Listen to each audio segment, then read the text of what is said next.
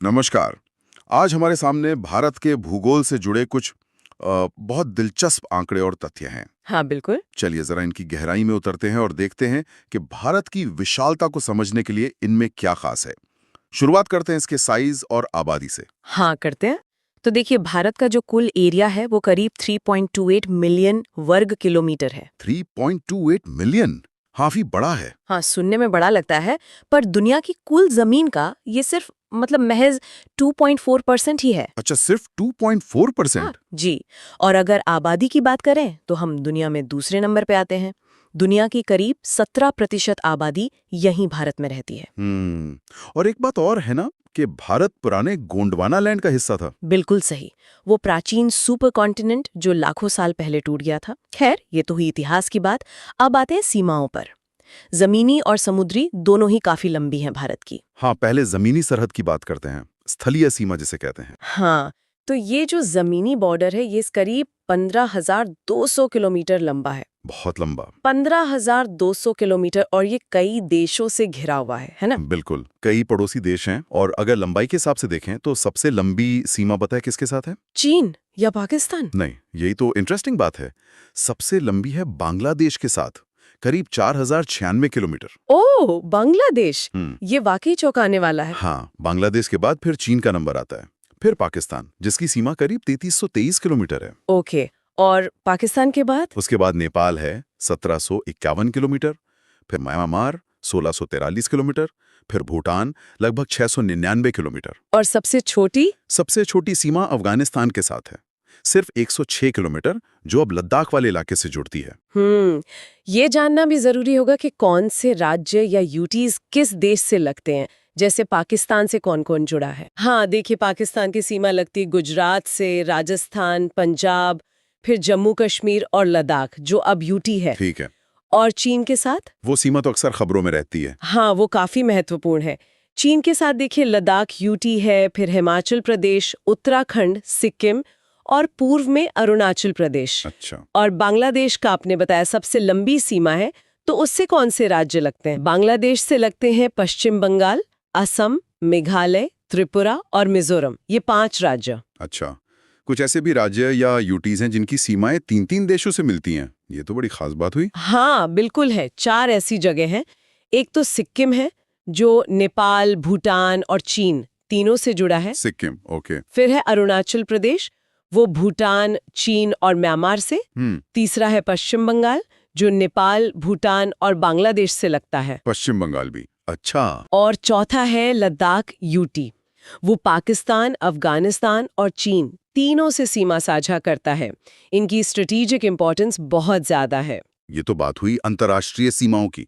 अब अगर भारत के अंदर देखें तो उत्तर प्रदेश का नाम आता है अक्सर कि वो कई राज्यों से घिरा है। हाँ बिल्कुल सही। उत्तर प्रदेश कुल 8 राज्यों और साथ में दिल्ली जो यूटी है उससे अपनी सीमा शेयर करता है। 8 राज्य और एक यूटी। हाँ, जो कि सबसे ज्यादा है। इसीलिए वो राजनीतिक और ट्रांसपोर्ट के नजरिए से इतना अहम है। और दूसरी तरफ अगर सबसे कम की बात करें तो सिक्किम है जो सिर्फ पश्चिम बंगाल से जुड़ा है, और मेघालय जो सिर्फ असम से जुड़ा है। ये बस एक एक राज्य से ही लगते हैं। अच्छा, ये तो हो गई जमीनी सरहदों की बात। अब जरा समुद्री किनारों की तरफ चलते हैं। कोस्टलाइन भी तो काफी लंबी है भारत की। हाँ बिल्कुल है। अगर हम आइलैंड्स को भी मिला लें, मतलब अंडमान निकोबार और लक्षद्वीप वगैरह, हाँ। तो टोटल कोस्टलाइन करीब 7,516.6 किलोमीटर है। 7,500 किलोमीटर से भी ज्यादा। जी। और अगर सिर्फ मेनलैंड की बात करें, मुख्य भूमि की, तो वो लगभग 6100 किलोमीटर है। और इस कोस्टलाइन पर कौन-कौन से राज्य और यूटीज हैं? गुजरात से शुरू होकर? हाँ, गुजरात, फिर महाराष्ट्र, गोवा, कर्नाटक, केरल, तमिलनाडु, आंध्र प्रदेश, उड़ीसा और पश्चिम बंगाल। ये तो राज्य हो गए। और यूटीज भी हैं। हाँ, यूटीज में अंडमान और निकोबार द्वीप समूह है, लक्षद्वीप है, दमन व दीव है और पुदुचेरी। इसमें सबसे लंबी कोस्ट लाइन किस राज्य की है? वो गुजरात की है, करीब 1214 किलोमीटर। गुजरात, ओके। और सबसे छोटी? सबसे छोटी है गोवा की, सिर्फ 101 किलोमीटर। ये लंबे तटरेखा व्यापार के लिए, सुरक्षा के लिए, दोनों लिहाज से बहुत महत्वपूर्ण है। बिल्कुल। अब जरा भारत के लैटिट्यूड और लॉन्गिट्यूड विस्तार को समझते हैं, मतलब अक्षांश और देशांतर। हाँ, तो भारत का जो मुख्य भूभाग है वो 8 डिग्री 4 मिनट उत्तरी अक्षांश से शुरू होता है 8 डिग्री 4 मिनट नॉर्थ। और ऊपर 37 डिग्री 6 मिनट उत्तरी अक्षांश तक जाता है। ठीक है। और देशांतर मतलब लॉन्गिट्यूड? लॉन्गिट्यूड है 68 डिग्री 7 मिनट पूर्व से लेकर 97 डिग्री 25 मिनट पूर्व तक। इसी फैलाव के कारण जो भारत की उत्तर से दक्षिण लंबाई है वो ज्यादा है ना? हाँ, नॉर्थ से साउथ लंबाई करीब 3214 किलोमीटर है और ईस्ट से वेस्ट चौड़ाई थोड़ी कम, लगभग 2933 किलोमीटर है। ये आंकड़े सच में भारत की विशालता दिखाते हैं। बिल्कुल, और इसी से जुड़े हैं भारत के सबसे उत्तरी और दक्षिणी पॉइंट्स। हाँ, इंदिरा पॉइंट और इंदिरा कोल। सही। सबसे दक्षिणी बिंदु है इंदिरा पॉइंट, जिसे पहले पिग्मेलियन पॉइंट भी कहते थे। ये ग्रेट निकोबार द्वीप में है। और सबसे नॉर्थ वाला? सबसे उत्तरी बिंदु है इंदिरा कोल, जो अब लद्दाख में पड़ता है। अब दो बहुत जरूरी काल्पनिक रेखाओं की बात करते हैं जो भारत से गुजरती हैं, कर्क रेखा और मानक समय रेखा। हाँ, कर्क रेखा यानी ट्रॉपिक ऑफ कैंसर 23.5 डिग्री उत्तरी अक्षांश, ये भारत के लगभग बीच से निकलती है। और कितने राज्यों से होकर जाती है? ये 8 राज्यों से गुजरती है। हाँ। गुजरात, राजस्थान, मध्य प्रदेश, छत्तीसगढ़, झारखंड, पश्चिम बंगाल, त्रिपुरा और मिजोरम। 8 राज्य। इसका असर वहां के मौसम पर भी पड़ता होगा? निश्चित रूप से। और दूसरी अहम रेखा है भारत की मानक समय रेखा, इंडियन स्टैंडर्ड टाइम वाली लाइन। हाँ, 82.5 डिग्री पूर्वी देशांतर। ये क्यों जरूरी है? देखिए, ये रेखा 5 राज्यों से गुजरती है, उत्तर प्रदेश, मध्य प्रदेश, छत्तीसगढ़, ओडिशा और आंध्र प्रदेश। इसी रेखा पर जो लोकल टाइम होता है उसे ही पूरे भारत का स्टैंडर्ड टाइम मतलब IST माना गया है। ऐसा क्यों? क्योंकि भारत का ईस्ट वेस्ट फैलाव काफी ज्यादा है, करीब 30 डिग्री देशांतर का फर्क है। हाँ, आपने बताया था। तो गुजरात और अरुणाचल प्रदेश के लोकल टाइम में करीब 2 घंटे का अंतर आ जाता है। अगर सब अपना अपना लोकल टाइम इस्तेमाल करें तो बड़ी गड़बड़ हो जाएगी। अच्छा, तो पूरे देश में एक ही समय रखने के लिए ये मानक रेखा तय की गई। बिल्कुल, इसी से घड़ियों में एक रूपता रहती है। मतलब ये सारी चीजें, सीमाएं, ये विस्तार, कर्क रेखा, मानक समय रेखा, ये सब मिलकर भारत की एक पूरी भौगोलिक तस्वीर बनाती हैं। हाँ, और ये समझना बहुत जरूरी है। ये विशाल बॉर्डर, ये लंबी कोस्टलाइन, ये लोकेशन, भारत के लिए इसके कई फायदे भी हैं और कुछ चुनौतियां भी। बिल्कुल, ये भारत की स्ट्रैटेजिक पोजीशन को भी तय करती है। सही कहा। तो ये सोचने वाली बात है कि भारत की इतनी लंबी तटरेखा और इतने सारे अलग अलग मिजाज के पड़ोसी देशों के साथ सीमाओं के रणनीतिक, आर्थिक और शायद सांस्कृतिक मायने क्या हो सकते हैं, इस पर सोचिएगा जरूर। इन भौगोलिक तथ्यों पर आपकी क्या राय है, हमें कमेंट में जरूर बताएं। हिमालय पर्वत श्रृंखला ये सिर्फ पहाड़ नहीं है, बल्कि हमारे भूगोल और संस्कृति का आप कह सकते हैं एक बहुत महत्वपूर्ण हिस्सा है। बिल्कुल। आज हम इसके अलग अलग भागों और विशेषताओं को थोड़ा और गहराई से समझने की कोशिश करते हैं। चलिए इस विशाल पर्वतमाला की परतें खोलते हैं। जी हाँ, और देखिए, हिमालय भूवैज्ञानिक रूप से काफी नए हैं और संरचनात्मक रूप से ये वलित पर्वत हैं, मतलब फोल्ड माउंटेन्स। अच्छा, वलित पर्वत। हाँ, और दुनिया की कुछ सबसे ऊंची चोटियां भी यहीं पर हैं। ये समझना बड़ा दिलचस्प है कि इन्हें लंबाई और चौड़ाई दोनों हिसाब से कैसे बांटा गया है। हाँ, बिल्कुल। तो सबसे पहले उत्तर से दक्षिण की ओर जो फैली हैं इसकी मुख्य श्रेणियां, उन पर एक नजर डालते हैं। ये समानांतर विस्तार समझना काफी जरूरी है मेरे ख्याल से। एकदम सही। तो मुख्य रूप से अगर हम उत्तर से दक्षिण चलें तो 4 समानांतर श्रृंखलाएं दिखती हैं। 4 है, ओके। जी, सबसे उत्तर में है ट्रांस हिमालय। इसमें काराकोरम, लद्दाख और ज़ंस्कार श्रेणियां आती हैं। काराकोरम, लद्दाख, ज़ंस्कार, ठीक है। और एक खास बात इसमें यह है कि दुनिया की दूसरी सबसे ऊंची चोटी K2 मतलब गॉडविन ऑस्टिन, K2, हाँ, वो इसी काराकोरम श्रेणी में है, महान हिमालय में नहीं। ये कई बार कंफ्यूजन होता है। अच्छा, ये बहुत इंपॉर्टेंट पॉइंट है। K2 ट्रांस हिमालय में है। जी, और सियाचिन जैसे बड़े ग्लेशियर भी इसी ट्रांस हिमालय क्षेत्र में हैं। और जो सिंधु नदी है वो लद्दाख और ज़ंस्कार श्रेणियों के बीच से बहती है। अच्छा, सिंधु नदी इनके बीच से, ओके। तो ये हुआ ट्रांस हिमालय। उसके दक्षिण में फिर? इसके ठीक दक्षिण में आता है महान हिमालय। इसे हिमाद्री भी कहते हैं। हिमाद्री, हाँ, सुना है। ये सबसे ऊंची और सबसे निरंतर मतलब बिना टूटी हुई कंटिन्यूअस श्रृंखला है। औसत ऊंचाई अंदाजा लगाइए लगभग 6000 मीटर। 6000 मीटर औसत, बाप रे। हाँ, और दुनिया की जो सबसे प्रसिद्ध चोटियां हैं जैसे माउंट एवरेस्ट, जिसे नेपाल में सागर माथा कहते हैं, सागर माथा, हाँ। कंचनजंगा सिक्किम में, नंदा देवी उत्तराखंड में, ये सब इसी हिमाद्री का हिस्सा हैं सारी बड़ी चोटियां यही हैं। ज्यादातर। और इसका जो कोर है, अंदरूनी हिस्सा, वो ग्रेनाइट का बना है, काफी मजबूत। अच्छा, ग्रेनाइट, ठीक है। और हिमाद्री के और दक्षिण में जाएं तो हिमाद्री के दक्षिण में फिर मिलता है लघु हिमालय। इसको हिमाचल भी कहा जाता है। हिमाचल हिमालय, ओके। इसकी ऊंचाई हिमाद्री से कम है, मतलब 37,000 से 4500 मीटर के बीच, मोटा मोटा। इसमें पीर पंजाल श्रेणी है जो लघु हिमालय की सबसे लंबी रेंज है। पीर पंजाल सबसे लंबी है लघु हिमालय में, ठीक है जी। इसके अलावा धौलाधार, महाभारत श्रेणियां, ये सब प्रमुख हैं।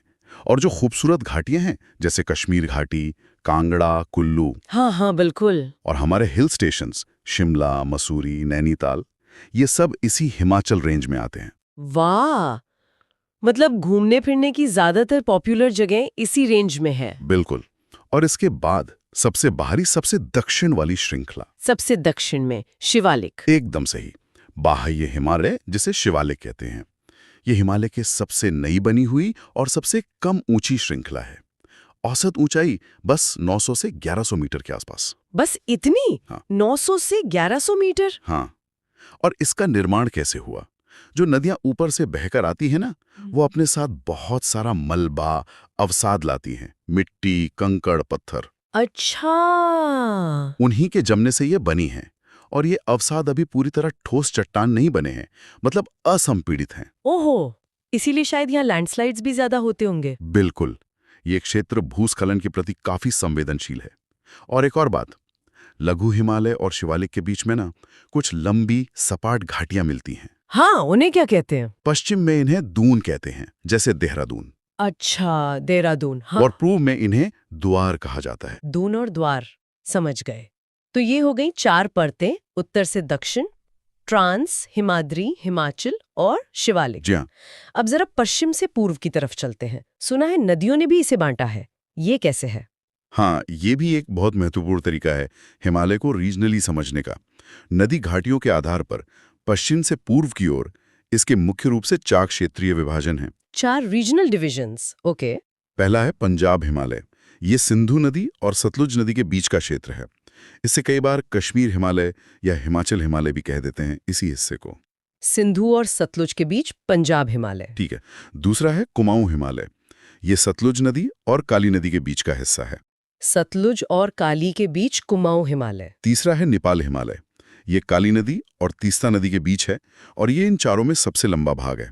सबसे लंबा नेपाल हिमालय, काली और तीस्ता के बीच। जी। और चौथा और सबसे पूर्वी भाग है असम हिमालय। ये तीस्ता नदी और दिहांग नदी यानी ब्रह्मपुत्र के बीच फैला है। तीस्ता और दिहांग ब्रह्मपुत्र के बीच असम हिमालय। वाह, मतलब सिंधु से लेकर ब्रह्मपुत्र तक नदियों ने कैसे इस विशाल पर्वतमाला को अलग-अलग पहचान दी है। बिल्कुल, ये विभाजन भी काफी महत्वपूर्ण है समझने के लिए। अच्छा, इस पूरे हिमालयी क्षेत्र में झीलें भी तो बहुत हैं, कुछ खास झीलें? हाँ, झीलें तो बहुत हैं। जैसे जम्मू कश्मीर में वुलर झील है, वो भारत की सबसे बड़ी मीठे पानी की झीलों में गिनी जाती है। वुलर झील, हाँ। वहीं पे डल झील है जो अपनी खूबसूरती के लिए जानी जाती है। लद्दाख में जाएं तो पैंगोंग त्सो है, त्सुमोरिरी है। ये बहुत ऊंचाई पर स्थित खारे पानी की झीलें हैं। पैंगोंग, हाँ, वो तो बहुत फेमस है। जी। और उत्तराखंड में नैनीताल, भीमताल, सातताल, ऐसी कई झीलें हैं। ये झीलें सिर्फ सुंदर ही नहीं हैं, बल्कि वहाँ के पर्यावरण, पर्यटन और जीवन के लिए बेहद जरूरी हैं। सही बात है। तो हमने देखा कि हिमालय कितना विशाल है, कितना कॉम्प्लेक्स है। अलग अलग ऊंचाई वाली श्रृंखलाएं, सुंदर घाटियां, नदियां और फिर पश्चिम से पूर्व की अलग क्षेत्रीय विविधता। बिल्कुल। और ये सोचना भी जरूरी है कि ये पहाड़ भूवैज्ञानिक रूप से अभी भी, मतलब आज भी सक्रिय हैं। हाँ। ये युवा पर्वत हैं। हाँ। और इनमें हलचल होती रहती है। ये लगातार ऊपर उठ रहे हैं। अच्छा, ये अभी भी एक्टिव है? जी हाँ। तो ये जो निरंतर गतिशीलता है, जो हलचल है, इसका इस क्षेत्र के पर्यावरण पर, जो कि काफी नाजुक है, और यहाँ रहने वाले करोड़ों लोगों के जीवन पर भविष्य में क्या असर पड़ सकता है, ये एक सोचने वाली बात है। हाँ, ये वाकई एक गहरा सवाल है, इस पर सोचना तो बनता है। इस बारे में आप सब क्या सोचते हैं? ये जो निरंतर बदलाव हो रहा है हिमालय में, इसका भविष्य क्या हो सकता है? सोचिएगा जरूर। तो चलिए भारत के कुछ बेहद महत्वपूर्ण पर्वतीय दर्रों यानी माउंटेन पासेस की चर्चा करते हैं। हाँ, ये सिर्फ पहाड़ों को पार करने के रास्ते नहीं है, बल्कि हमारी कनेक्टिविटी, व्यापार और सामरिक सुरक्षा के लिए भी इनकी अहमियत बहुत ज्यादा है। बिल्कुल सही। और प्रतियोगी परीक्षाओं में भी इन पर अक्सर सवाल बनते हैं। बिल्कुल सही कहा। ये दर्रे असल में पहाड़ों के बीच आप कह सकते हैं कुदरती रास्ते होते हैं, हाँ। जो अलग अलग घाटियों और इलाकों को जोड़ते हैं। आज हम यही समझेंगे कि कौन सा दर्रा कहाँ है, किन जगहों को जोड़ता है और उसकी क्या खासियत है। जी। ये सारी बातें परीक्षाओं के नजरिए से जानना बहुत जरूरी है। तो शुरुआत उत्तर से करते हैं, जम्मू कश्मीर और लद्दाख। यहाँ कौन कौन से दर्रे सबसे अहम हैं? देखिए, जम्मू को श्रीनगर यानी कश्मीर घाटी से जोड़ने के लिए 2 प्रमुख दर्रे हैं। हाँ। एक बनिहाल दर्रा, हाँ, जवाहर सुरंग वाला। जी हाँ, जहाँ जवाहर सुरंग बनी है। हाँ। और दूसरा है पीर पंजाल दर्रा। अच्छा। फिर कश्मीर घाटी को आगे गिलगित बाल्टिस्तान क्षेत्र से जोड़ने वाला वो ऐतिहासिक बुर्जिल दर्रा है। और लेह तक पहुंचने के लिए कश्मीर घाटी से लेह का रास्ता तो बहुत महत्वपूर्ण है। हाँ बिल्कुल, वो है जोजिला दर्रा। ये कश्मीर घाटी को लद्दाख की राजधानी लेह से जोड़ता है। और ये सामरिक रूप से बहुत ज्यादा महत्वपूर्ण है। भारी बर्फबारी के कारण ये अक्सर बंद रहता है। हाँ, सुना है, जिससे लद्दाख का संपर्क कट जाता है। जी। इसी क्षेत्र में काराकोरम दर्रा भी है। काराकोरम? हाँ, जिसे भारत का सबसे ऊंचा दर्रा माना जाता है। ये भारत को चीन से जोड़ता है, मतलब उस तरफ। अच्छा, और वो सबसे ऊंची मोटर योग्य सड़क वाला दर्रा कौन सा था? मैंने खारदुंगला के बारे में सुना था। हाँ, खारदुंगला दर्रा। ये लेह को नुब्रा घाटी और सियाचिन ग्लेशियर से जोड़ता है। जी। और कई सालों तक इसे दुनिया की सबसे ऊंची मोटर योग्य सड़क वाला दर्रा माना जाता था। पर अब नहीं है। नहीं, अब ये रिकॉर्ड उमलिंगला दर्रे के पास है। उमलिंगला? जी, उमलिंगला। ये पूर्वी लद्दाख में है। चिसुमले को डेमचोक से जोड़ता है। ये एक वाकई में बड़ी उपलब्धि है। ये जाना तो बहुत दिलचस्प है। चलिए अब थोड़ा दक्षिण की ओर आते हैं, हिमाचल प्रदेश के दर्रों पर। यहाँ की क्या स्थिति है? हिमाचल प्रदेश में भी कई महत्वपूर्ण दर्रे हैं। सबसे प्रसिद्ध शायद रोहतांग दर्रा है। हाँ, रोहतांग तो बहुत फेमस है। जी, ये कुल्लू घाटी को लाहौल और स्पीति घाटियों से जोड़ता है। टूरिज्म और कनेक्टिविटी दोनों के लिए बहुत अहम है। और अब तो अटल टनल भी बन गई इसके नीचे। बिल्कुल, अटल टनल इसी दर्रे के नीचे बनी है, जिससे लाहौल घाटी अब लगभग साल भर जुड़ी रहती है। इसने तो वाकई सफर बहुत आसान कर दिया होगा। अच्छा, और लेह को जोड़ने वाला कोई और दर्रा हिमाचल में है? हाँ, बारालाचाला दर्रा। बारालाचाला? जी, ये मनाली लेह हाईवे पर पड़ता है। ये लाहौल क्षेत्र को लेह यानी लद्दाख से जोड़ता है। ये भी काफी ऊंचाई पर है, तो सर्दियों में बंद रहता है। ठीक है। इसके अलावा एक और बहुत महत्वपूर्ण दर्रा है, शिपकिला। शिपकिला, इसकी क्या खासियत है? शिपकिला इसलिए महत्वपूर्ण है क्योंकि इसी दर्रे से सतलुज नदी तिब्बत से भारत में प्रवेश करती है। अच्छा, सतलुज का प्रवेश द्वार। हाँ, कह सकते हैं। ये भारत चीन सीमा पर किन्नौर जिले में स्थित है। समझ गई। अब उत्तराखंड की ओर बढ़ते हैं। यहाँ भी तिब्बत सीमा से जुड़े दर्रे होंगे, है ना? जी हाँ, बिल्कुल। उत्तराखंड में 3 प्रमुख दर्रे हैं जो भारत को तिब्बत यानी चीन से जोड़ते हैं। कौन कौन से? माना दर्रा, नीति दर्रा और लिपुलेख दर्रा। माना, नीति, लिपुलेख। हाँ, ये तीनों ही कुमाऊं क्षेत्र में हैं और इनका इस्तेमाल कैलाश मानसरोवर यात्रा के लिए भी होता रहा है। लिपुलेख दर्रे का नाम मैंने ट्राई जंक्शन के संदर्भ में भी सुना है। कुछ विवाद भी था शायद। बिल्कुल सही। लिपुलेख दर्रा एक कह सकते हैं संवेदनशील बिंदु पर स्थित है, जहां भारत, नेपाल और चीन की सीमाएं मिलती हैं या बहुत करीब हैं। इसी ट्राई जंक्शन की स्थिति के कारण इसका सामरिक महत्व और भी बढ़ जाता है। समझ गया। अब थोड़ा पूर्वोत्तर की ओर चलते हैं, सिक्किम। हाँ, वहाँ कौन से प्रसिद्ध दर्रे हैं? सिक्किम में 2 दर्रे बहुत मशहूर और महत्वपूर्ण हैं।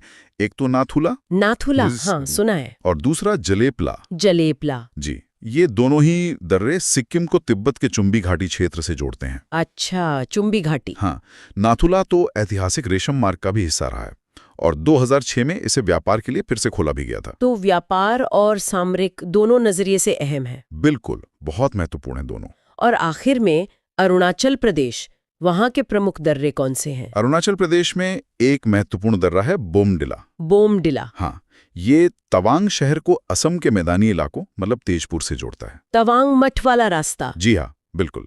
तवांग मठ की वजह से ये रास्ता काफी अहम है। इसके अलावा दिहांग दर्रा भी इसी राज्य में है। और वो दर्रा जो म्यांमार से जोड़ता है? वो है दिफू दर्रा। दिफू? हाँ, दिफू। ये अरुणाचल प्रदेश के एकदम पूर्वी हिस्से में है और भारत को म्यांमार से जोड़ता है। अच्छा। ये भी एक ट्राई जंक्शन के नजदीकी पड़ता है जहां भारत, चीन और म्यांमार की सीमाएं पास-पास हैं। तो ये थी भारत के कुछ प्रमुख पर्वतीय दर्रों की जानकारी। ये रास्ते सिर्फ भौगोलिक लैंडमार्क्स नहीं हैं, बल्कि देश की अर्थव्यवस्था, सुरक्षा और यहाँ तक कि संस्कृति को भी गहराई से प्रभावित करते हैं। निश्चित रूप से। और परीक्षाओं के लिए, जैसा हमने बात की, इनकी लोकेशन, ये किन क्षेत्रों को जोड़ते हैं और इनसे जुड़ी कोई खास बात, जैसे कोई नदी कहाँ से आ रही है या कोई सुरंग या ट्राई जंक्शन, ये सब याद रखना जरूरी है। हाँ। इस पर सोचना भी दिलचस्प होगा कि जब ये ऊंचे दर्रे मौसम के कारण, मतलब बर्फबारी से, महीनों बंद रहते हैं। हाँ, कई महीनों के लिए। जी, तो वहाँ के स्थानीय जीवन पर, व्यापार पर और हमारी सीमा प्रबंधन पर इसका क्या और कैसा असर पड़ता होगा, ये अपने आप में एक अहम मुद्दा है। बिल्कुल, सोचने वाली बात है। अच्छा, अगर इन दर्रों से जुड़ा कोई रोचक तथ्य या अनुभव हमारे श्रोता जानते हो तो वो भी जरूर साझा कर सकते हैं। अब हमारा अगला विषय है प्रायद्वीपीय पठार, मतलब पेनिनसुलर प्लेटो। ये भारत का ना सबसे बड़ा और सबसे पुराना भौतिक प्रदेश है। कहते हैं गोंडवाना लैंड का हिस्सा था ये। तो इसकी बनावट, इसके भाग, ये सब समझना एग्जाम के लिए तो बहुत ही जरूरी है। बिल्कुल। और देखिए, ये इतना बड़ा है कि इसे ठीक से समझने के लिए हम इसे मोटे तौर पर 3 हिस्सों में बांट सकते हैं। एक हो गया आपका केंद्रीय उच्च भूमि, यानी सेंट्रल हाईलैंड्स। दूसरा है दक्कन का पठार, डेक्कन प्लाटो। और तीसरा, जो मतलब खनिजों के लिए बहुत मशहूर है, छोटा नागपुर पठार। अच्छा, तो फिर चलिए शुरू करते हैं केंद्रीय उच्च भूमि से। इसका फैलाव नर्मदा नदी के उत्तर में है ना? हाँ, नर्मदा के उत्तर वाला हिस्सा। इसमें देखिए, सबसे पहले आता है मालवा पठार। ये अरावली और विंध्य पहाड़ियों के बीच में पड़ता है और यहाँ की सबसे खास चीज है काली मिट्टी, ब्लैक सॉइल। काली मिट्टी? अच्छा। हाँ, ये असल में बेसोल्टिक चट्टान, मतलब जो लावा ठंडा होके बनता है ना, उसके टूटने से बनी है। इसीलिए कपास वगैरह के लिए बहुत उपजाऊ है। और यहाँ से कई नदियां निकलती हैं, जैसे चंबल, सिंध, बेतवा, केन। ये सब आगे जाकर यमुना में मिल जाती हैं। अच्छा, और इसके उत्तर पश्चिम में तो वो मशहूर अरावली पहाड़ियां हैं। सुना है ये दुनिया की सबसे पुरानी पहाड़ियों में से है। सही सुना है आपने। अरावली ये दुनिया के प्राचीनतम वलित पर्वत श्रृंखलाओं, मतलब ओल्ड फोल्ड माउंटेन्स में से एक है। हाँ।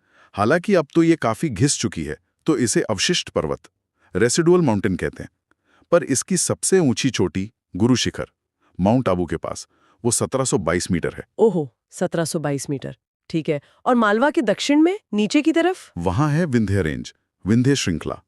ये एक ब्लॉक पर्वत है, मतलब जमीन का एक बड़ा टुकड़ा आसपास की जमीन से ऊपर उठ गया है। यहीं से आपकी नर्मदा और सोन नदियां निकलती हैं। नर्मदा और सोन? हाँ, और ये अलग अलग दिशाओं में बहती हैं, जिसे रेडियल ड्रेनेज पैटर्न या अरिया अववाह प्रतिरूप कहते हैं। और हाँ, एक और चीज, यहीं पन्ना की खानें हैं। पन्ना मतलब हीरे वाली? जी हाँ, हीरे के लिए मशहूर। और विंध्य के और दक्षिण में जाएं तो सतपुड़ा रेंज आ जाती है। वैसे केंद्रीय उच्च भूमि में बुंदेलखंड और बघेलखंड के पठार भी इसी का हिस्सा माने जाते हैं। तो ये हो गया केंद्रीय उच्च भूमि का इलाका। अब नर्मदा के दक्षिण में चलते, दक्कन के पठार की ओर। बिल्कुल। तो नर्मदा नदी के दक्षिण में ये एक त्रिभुज जैसा ट्रायंगल भूभाग है, दक्कन का पठार। इसके उत्तर में सतपुड़ा है, महादेव, कैमूर, मैकाल, ये सब पहाड़ियां इसकी उत्तरी सीमा बनाती हैं। हाँ। और इसका जो ढलान है ना, सामान्य ढलान, वो पूरब की तरफ है। अच्छा, पूरब की तरफ। इसीलिए बड़ी नदियां उधर बहती हैं। हाँ। इसीलिए आप देखेंगे कि गोदावरी, कृष्णा, कावेरी, ये सब बड़ी नदियां पश्चिम से निकलकर पूरब में बंगाल की खाड़ी में गिरती हैं। और इसके पश्चिमी किनारे पर वो तो वेस्टर्न घाट्स है ना? पश्चिमी घाट्स। हाँ। ये काफी लगातार है, मतलब कंटिन्यूअस। एकदम सही। पश्चिमी घाट, जिन्हें सह्याद्री भी कहते हैं, ये बिल्कुल एक दीवार की तरह खड़े हैं, तापी नदी के मुहाने से लेकर नीचे कन्याकुमारी तक। इनकी औसत ऊंचाई भी ज्यादा है, करीब 900 से 1600 मीटर। और जैसे जैसे आप उत्तर से दक्षिण की तरफ जाएंगे, इनकी ऊंचाई बढ़ती जाती है। अच्छा। सबसे ऊंची चोटियां कौन सी हैं यहाँ की? सबसे ऊंची है अनाईमुड़ी, जो अन्नामलाई पहाड़ियों में है, करीब 2695 मीटर। और दूसरी है डोडा बेटा, नीलगिरी पहाड़ियों में, 2637 मीटर। यहाँ पर समुद्र से आने वाली हवाएं इन घाटों से टकराकर ऊपर उठती हैं और खूब बारिश करती हैं।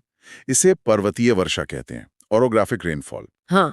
और यहाँ कुछ जरूरी दर्रे भी हैं, थाल घाट, भोर घाट, पाल घाट, ये रास्ते देते हैं आर पार जाने के। समझ गए। और फिर इसके सामने पूर्वी किनारे पर पूर्वी घाट है, वो इतने कंटिन्यूअस नहीं है शायद। नहीं, बिल्कुल नहीं। पूर्वी घाट या ईस्टर्न घाट्स ये काफी कटे फटे हैं, डिसकंटिन्यूस, और इनकी औसत ऊंचाई भी कम है, लगभग 600 मीटर। ऐसा इसलिए है क्योंकि जो बड़ी नदियां हैं, महानदी, गोदावरी, कृष्णा, कावेरी, इन्होंने इन्हें काट दिया है अपना रास्ता बनाते हुए। अच्छा, नदियों ने काट दिया। हाँ, इनकी सबसे ऊंची चोटियों में महेंद्रगिरी 1501 मीटर और जिंदागाड़ा 1690 मीटर गिनी जाती हैं। और ये दोनों घाट पूर्वी और पश्चिमी, ये नीचे दक्षिण में जाकर नीलगिरी पहाड़ियों में मिल जाते हैं। नीलगिरी में मिलते हैं। ठीक है। अब आते हैं तीसरे महत्वपूर्ण हिस्से पर, छोटा नागपुर पठार। हाँ, छोटा नागपुर पठार ये मुख्य रूप से तो झारखंड में है, पर इसका फैलाव पश्चिम बंगाल, उड़ीसा, बिहार, छत्तीसगढ़ तक भी है। ये इलाका भारत का खनिज हृदय कहलाता है। Mineral heartland. हाँ, खनिज हृदय मतलब यहाँ बहुत मिनरल्स हैं। बहुत ज्यादा, खासकर कोयला। इतने खनिज हैं यहाँ कि इसे भारत का रूर भी कहते हैं, जर्मनी के रूल औद्योगिक प्रदेश के नाम पर। यहाँ की मुख्य नदियां दामोदर और सुवर्णरेखा हैं। इसके भी कुछ उपभाग हैं क्या, जैसे आपने केंद्रीय उच्च भूमि के बताए थे? हाँ, हैं। जैसे रांची का पठार है, हजारीबाग पठार है। हजारीबाग पठार की सबसे ऊंची चोटी पारसनाथ है, 1365 मीटर। कोडरम्मा पठार है, जो अभ्रक के लिए जाना जाता है, और इसकी उत्तर पूर्वी सीमा पर राजमहल की पहाड़ियां हैं। तो कुल मिला के हमने देखा कि ये प्रायद्वीपीय पठार कितना विविध है। पुरानी अरावली पहाड़ियों से लेकर यहाँ की नदियाँ, काली मिट्टी और फिर खनिजों का भंडार, और पश्चिमी घाट जैसी जैव विविधता वाली जगह भी। बिल्कुल, ये क्षेत्र प्राकृतिक रूप से बहुत संपन्न है, और इससे एक बहुत महत्वपूर्ण सवाल भी खड़ा होता है। वो ये कि इस पठारी क्षेत्र के जो अपार संसाधन हैं, इनका हम धारणीय उपयोग कैसे सुनिश्चित करें? मतलब विकास भी हो और पर्यावरण को भी नुकसान ना पहुंचे। ये संतुलन कैसे बने? सस्टेनेबल डेवलपमेंट जिसे कहते हैं। ये वाकई में एक अहम मुद्दा है जिस पर सोचना जरूरी है। इस बारे में आप सब क्या सोचते हैं? नीचे कमेंट सेक्शन में अपने विचार हमारे साथ जरूर साझा करें। चलिए, भारत के कुछ प्रमुख भौगोलिक हिस्सों पर एक नज़र डालते हैं। ये प्रतियोगी परीक्षाओं के नज़रिए से काफ़ी अहम है। बिल्कुल। हम उत्तरी मैदानों से शुरू करेंगे और फिर तटों, द्वीपों, रेगिस्तानों और बंदरगाहों की मुख्य बातें जानेंगे। हाँ, और ये समझना भी दिलचस्प है कि भारत भौगोलिक रूप से कितना विविध है ना? हम कोशिश करेंगे कि इन हिस्सों की लोकेशन और इनकी खास पहचान को समझें। अच्छा, तो ये मैदानों का विभाजन बड़ा दिलचस्प लगता है। भाबर, तराई, बांगर, खादर, सुनने में तो आसान है, पर इनमें असल फर्क क्या है? जैसे भाबर, जो हिमालय के बिल्कुल नीचे हैं। हाँ, तलहटी में। वहाँ नदियां जैसे कंकड़ पत्थरों में गायब सी हो जाती हैं। सही कहा। वो असल में गायब नहीं होती, बस पत्थरों के नीचे बहने लगती हैं। और फिर वही नदियां तराई क्षेत्र में, जो थोड़ा और दक्षिण में है, वहां फिर से सतह पर आ जाती हैं। अच्छा। हाँ, और इसीलिए वो इलाका दलदली, नम और घने जंगलों वाला बन जाता है। इसके बाद आते हैं बांगर और खादर। बांगर मतलब पुरानी जलोढ़ मिट्टी। ये नदी घाटी से थोड़ी ऊंची जमीन होती है जहां बाढ़ का पानी आमतौर पर नहीं पहुंचता। और खादर? खादर बिल्कुल नदी के पास का निचला इलाका है। यहाँ लगभग हर साल बाढ़ आती है। हाँ। और नई उपजाऊ मिट्टी की परत बिछ जाती है। ओह अच्छा, तो ये ज्यादा उपजाऊ है। बिल्कुल, इसीलिए खादर क्षेत्र खेती के लिए बहुत ही बेहतरीन माना जाता है। इसी खादर के बेजोड़ उर्वरता ने ही आप देखें तो उत्तर भारत को इतनी घनी आबादी वाला और कृषि प्रधान बनाया है। ये अंतर समझना कृषि के लिहाज से बहुत जरूरी है। बिल्कुल सही। अच्छा, मैदानों से आगे बढ़ते हैं तटों की तरफ। भारत की तटरेखा तो बहुत लंबी है। 9 राज्य और 4 केंद्र शासित प्रदेश इससे जुड़े हैं। हाँ जी, करीब 7,500 किलोमीटर से भी ज्यादा। पश्चिमी तट की बात करें तो वहाँ काठियावाड़, कोंकण और मालाबार तट हैं। एक खास बात यह है कि यहाँ नदियाँ डेल्टा नहीं बनाती, बल्कि क्या कहते हैं उसे? एस्चुरी, मतलब नदी का मुहाना, जहाँ वो सीधे समुद्र के खारे पानी में मिल जाती है बिना कोई डेल्टा बनाए। हाँ, एस्चुरी। और पश्चिमी तट की एक और खासियत है कयाल। कयाल? हाँ, बैकवाटर्स, जैसे केरल की वेम्बनाड और अष्टमुडी झीलें। ये असल में लेगून है। समुद्र का पानी जमीन में अंदर तक आ जाता है। पर्यटन के लिए भी ये बहुत मशहूर है। अच्छा। और पूर्वी तट? पूर्वी तट पर आपको उत्कल तट, ओडिशा, फिर उत्तरी सिरकार, आंध्रा, और कोरोमंडल तट तमिलनाडु मिलेंगे। यहाँ पश्चिमी तट के उलट है। गोदावरी, कृष्णा, कावेरी जैसी बड़ी नदियां बहती हैं और समुद्र में मिलने से पहले विशाल उपजाऊ डेल्टा बनाती हैं। तो यहाँ डेल्टा बनते हैं? हाँ, बड़े बड़े डेल्टा। ये डेल्टा क्षेत्र भी कृषि के लिए, खासकर चावल की खेती के लिए बहुत महत्वपूर्ण है। और चिल्का झील, पुलकट झील जैसी बड़ी लगून झीलें भी पूर्वी तट पर ही हैं। कमाल है, कितनी विविधता है सिर्फ तटों में ही। अब द्वीपों की ओर चलते हैं। बंगाल की खाड़ी में अंडमान और निकोबार द्वीप समूह जी। यहाँ की सबसे ऊंची चोटी सैडल पीक है और पोर्ट ब्लेयर राजधानी है। सुना है भारत का एकमात्र सक्रिय ज्वालामुखी भी यही है। हाँ, बैरन द्वीप वो एक सक्रिय ज्वालामुखी है। और ये भी याद रखने वाली बात है कि भारत का दक्षिणतम बिंदु इंदिरा पॉइंट वो ग्रेट निकोबार द्वीप में ही स्थित है। अच्छा। और एक और महत्वपूर्ण चीज, 10 डिग्री चैनल, ये अंडमान द्वीप समूह को निकोबार द्वीप समूह से अलग करता है। ये परीक्षाओं में अक्सर पूछा जाता है। ये जरूरी है। और हाँ, यहाँ जारवा, सेंटिनलीज जैसी कुछ बहुत ही प्राचीन जनजातियां भी रहती हैं। सोचिए, वो आज भी बाहरी दुनिया से लगभग अछूती हैं। सच में अद्भुत है। और दूसरी तरफ अरब सागर में? अरब सागर में है लक्षद्वीप। ये पूरी तरह से प्रवाल द्वीपों से बना है, मतलब कोरल आइलैंड्स। ये भारत का सबसे छोटा केंद्र शासित प्रदेश भी है। कोरल आइलैंड्स, वाह। हाँ। यहाँ का एक द्वीप है पिट्टी द्वीप, जिसे पक्षी अभयारण्य घोषित किया गया है। और यहाँ भी महत्वपूर्ण चैनल है। 8 डिग्री चैनल मिनिकॉय को मालदीव से अलग करता है और 9 डिग्री चैनल मिनिकॉय को बाकी लक्षद्वीप समूहों से। बहुत जानकारीपूर्ण। द्वीपों के बाद चलिए भारत के पश्चिमी हिस्से यानी रेगिस्तान पर एक नजर डालते हैं। थार रेगिस्तान। ये मुख्य रूप से अरावली पहाड़ियों के पश्चिम में फैला है। बिल्कुल। यहाँ बारिश बहुत ही कम होती है, साल में 150 मिलीमीटर से भी कम। बहुत कम। इसी वजह से यहाँ की वनस्पति भी वैसी ही है, काटीली झाड़ियाँ वगैरह।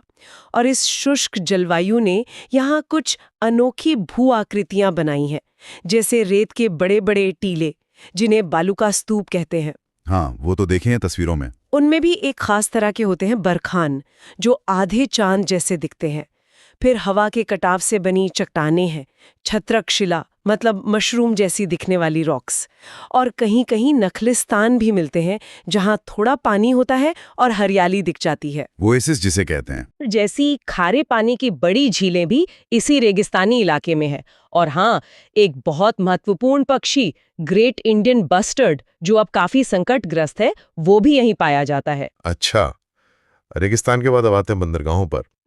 भारत कितनी लंबी तटरेखा है, तो जाहिर है बंदरगाहों का महत्व तो होगा ही, व्यापार और सामरिक दृष्टि से भी। बिल्कुल। देश में 13 प्रमुख बंदरगाह हैं, जिनका प्रबंधन केंद्र सरकार करती है। 13 मेजर पोर्ट्स। हाँ, और इनके अलावा 200 से भी ज्यादा छोटे या मध्यम दर्जे के बंदरगाह हैं, जो राज्य सरकारों के अधीन काम करते हैं। और इन प्रमुख बंदरगाहों की अपनी अपनी खासियतें भी होंगी। जरूर। जैसे गुजरात का कांडला पोर्ट एक ज्वारीय बंदरगाह है, मतलब यहाँ जहाजों के आने जाने में ज्वार भाटे का इस्तेमाल होता है। मुंबई देश का सबसे बड़ा प्राकृतिक बंदरगाह है, बहुत व्यस्त रहता है। हाँ, मुंबई तो है ही। फिर मुंबई के पास ही JNPT, Jawaharlal Nehru port trust, जिसे नहावा शेवा भी कहते हैं, वो भारत का सबसे बड़ा कंटेनर बंदरगाह है। भारत का ज्यादातर कंटेनर ट्रैफिक यहीं से हैंडल होता है। यानी व्यापार के लिए बहुत अहम। बहुत ज्यादा। फिर दक्षिण में जाएं तो विशाखापट्टनम, ये सबसे गहरा लैंडलॉक्ड बंदरगाह है। और पूर्व में कोलकाता, वो हुगली नदी पर बना एक महत्वपूर्ण नदी बंदरगाह है। ये सब भारत की अर्थव्यवस्था और वैश्विक व्यापार की जीवन रेखाएं हैं, कह सकते हैं। तो हमने देखा भारत के अलग अलग भौगोलिक हिस्से कितने अनूठे और विविध हैं। मैदानों की अपनी उपजाऊ मिट्टी है, तटों की प्रकृति बिल्कुल अलग अलग है, द्वीपों की अपनी खासियतें हैं, रेगिस्तान का एक अलग ही रूप है और बंदरगाहों का अपना आर्थिक और सामरिक महत्व है। निश्चित रूप से। और ये विविधता सिर्फ भूगोल तक ही सीमित नहीं है ना? ये भारत की अर्थव्यवस्था, यहाँ की संस्कृति, लोगों के रहन सहन, सबको गहराई से प्रभावित करती है। यहाँ एक सोचने वाली बात ये उभरती है कि ये विभिन्न भौगोलिक क्षेत्र जो हैं, वो भारत की रणनीतिक स्थिति और इसके भविष्य के विकास को किस तरह और कितना प्रभावित करते हैं। ये एक बड़ा सवाल है। काफी गहरा सवाल है। इस पर दर्शक क्या सोचते हैं? अपने विचार कमेंट में जरूर बताएं। नमस्कार। चलिए आज भारत की जीवन रेखाओं पर थोड़ी गहराई से बात करते हैं। मतलब यहाँ की जो मुख्य नदी प्रणालियां हैं, ये विषय प्रतियोगी परीक्षाओं के लिहाज से देखें तो काफी जरूरी है। हाँ बिल्कुल। और हम कोशिश करेंगे कि ये जो बड़े बड़े सिस्टम है ना, जैसे सिंधु, गंगा, ब्रह्मपुत्र, इनको थोड़ा आसान बनाएं। हाँ, ताकि जो मेन पॉइंट्स हैं, जैसे नदी कहाँ से निकली, कौन सी सहायक नदियां हैं और उनसे जुड़ी कुछ खास बातें, वो याद रह जाए। सही। तो कहाँ से शुरू करें? सिंधु नदी प्रणाली से। हाँ, सिंधु से ही करते हैं। तो सिंधु नदी ये तिब्बत में निकलती है। कैलाश पर्वत श्रृंखला है ना, वहाँ बोखरचू ग्लेशियर के पास। हाँ, मानसरोवर झील के पास वाला इलाका, वहीं से। इसकी कुल लंबाई भी अच्छी खासी है, करीब 2880 किलोमीटर। हाँ। और भारत में इसका हिस्सा वो लगभग 1114 किलोमीटर पड़ता है। हाँ, और इसकी जो सबसे खास बात है वो है इसकी बाईं तरफ से मिलने वाली 5 नदियां, पंचनद जिन्हें कहते हैं। हाँ, पंचनद, झेलम, चिनाब, रावी, ब्यास और सतलुज। बिल्कुल, ये बाईं ओर से मिलती हैं, दाईं ओर से भी हैं, जैसे श्योक, गिलगित, हुंजा, नुब्रा, छोटी हैं पर हैं। अच्छा। और वो 1960 वाली सिंधु जल संधि, वो भी याद रखनी चाहिए, जिसके हिसाब से भारत इसके पानी का करीब 20% इस्तेमाल कर सकता है। सही कहा। अच्छा, इन पंचनद में भी हर नदी की अपनी कहानी है। जैसे झेलम, इसका पुराना नाम वितस्था था, ये कश्मीर में वेरीनाग से निकलती है। और श्रीनगर शहर इसी के किनारे है। हाँ, फिर आती है चेलाब, जिसका पुराना नाम असिकनी। ये सिंधु की सबसे बड़ी सहायक नदी है ना? हाँ, सबसे बड़ी। ये हिमाचल में बारालाचाला पास है। वहां से 2 नदियां निकलती हैं, चंद्रा और भागा। उनके मिलने से बनती है चिनाब। ओह अच्छा, चंद्रा और भागा। हाँ, फिर रावी और ब्यास हैं। रावी का पुराना नाम परुष्णी और ब्यास का विपाशा। ये दोनों भी हिमाचल में ही रोहतांग पास के पास से निकलती हैं। रोहतांग पास, हाँ। यहाँ एक खास बात ब्यास के बारे में। ये पंचनद में अकेली ऐसी मुख्य नदी है जो पूरी तरह से भारत में ही बहती है, कहीं बाहर नहीं जाती। अच्छा, ये तो महत्वपूर्ण पॉइंट है, मतलब पूरी तरह से भारत में। हाँ, और ये सतलुज में मिल जाती है। और सतलुज, जिसका पुराना नाम शुदुद्री था, वो तिब्बत में राकस्थाल से निकलती है। राकस्थाल? और शिपकीला दर्रे से, वो पास है ना, वहां से भारत में एंटर करती है। और जो भाखड़ा नंगल प्रोजेक्ट है वो इसी सतलुज पर बना है। बिल्कुल, ये तो हुई सिंधु प्रणाली की बात। अब आते हैं गंगा पर, भारत की शायद सबसे महत्वपूर्ण नदी प्रणाली। हाँ, कह सकते हैं जीवनदायिनी। ये निकलती है उत्तराखंड में गंगोत्री ग्लेशियर के पास, गोमुख से, भागीरथी नाम से। हाँ, भागीरथी। और फिर देवप्रयाग में जब अलकनंदा से मिलती है तब इसका नाम गंगा पड़ता है। सही। और इसकी लंबाई भी करीब 2525 किलोमीटर है। पूरा उत्तर भारत का मैदान इसी के दम पर है। सबसे घना बसा हुआ इलाका भी तो है। हाँ बिल्कुल। इसकी सहायक नदियां भी बहुत हैं। उत्तर से देखें तो यमुना, जो खुद एक बड़ी नदी है, और गंगा की सबसे बड़ी सहायक नदी भी। हाँ, यमुना, फिर घाघरा, गंडक, कोसी। ये सब उत्तर से। और दक्षिण के पठार से भी नदियां आकर मिलती हैं, जैसे चंबल, बेतवा, केन, सोन। अच्छा, सोन भी? हाँ, सोन सीधे गंगा में मिलती है। और प्रयागराज का संगम तो खैर सांस्कृतिक रूप से कितना अहम है। गंगा, यमुना और कहते हैं पौराणिक सरस्वती का संगम। बिल्कुल। चलिए अब थोड़ा पूरब की तरफ चलते हैं, ब्रह्मपुत्र नदी प्रणाली। हाँ, ब्रह्मपुत्र, ये भी मजेदार है। ये भी तिब्बत से ही निकलती है, कैलाश रेंज में ही। मानसरोवर झील के पास एक और ग्लेशियर है, चेमायुंगडुंग। चेमायुंगडुंग, नाम भी अनोखा है। इसकी लंबाई गंगा से भी ज्यादा है, करीब 2900 किलोमीटर। हाँ, पर भारत में इसका हिस्सा कम है, करीब 916 किलोमीटर। अच्छा, इसके नाम भी तो बदलते रहते हैं ना? हाँ, यही तो इसकी खासियत है। तिब्बत में इसे सांगपो कहते हैं, जिसका मतलब होता है शोधक या प्योरीफायर। सांगपो। फिर अरुणाचल में जब ये घुसती है तो दिहांग या सियांग कहलाती है। असम में आकर इसका नाम ब्रह्मपुत्र होता है। और फिर बांग्लादेश में चली जाती है तो जमुना बन जाती है। इतने सारे नाम। और ये भारत में घुसती कैसे है? वो नामचा बरवा पर्वत के पास से? हाँ बिल्कुल, नामचा बरवा के पास ये एकदम यू टर्न लेती है। मतलब एक बहुत बहुत ही शार्प मोड़ है। ऐसा लगता है जैसे पहाड़ को काट कर आ रही हो। बड़ा नाटकीय प्रवेश है इसका भारत में। वाकई।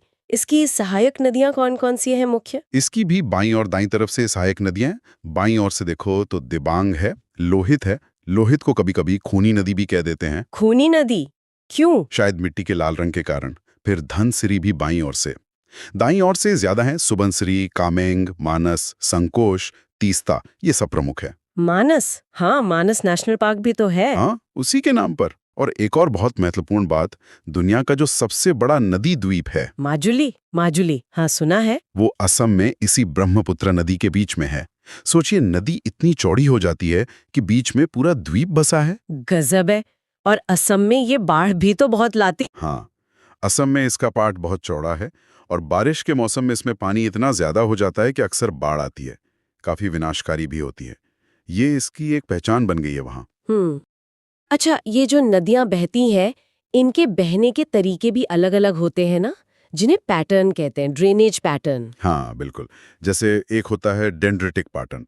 डेंड्रिटिक मतलब पेड़ की शाखाओं जैसा। अच्छा, जैसे पेड़ की टहनियां फैलती हैं। हाँ, बिल्कुल वैसा ही।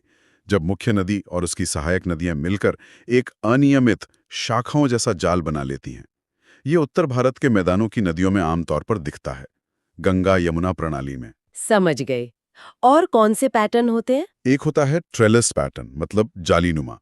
इसमें क्या होता है कि मुख्य नदियां लगभग एक दूसरे के समानांतर बहती हैं। पैरेलल। हाँ, पैरेलल।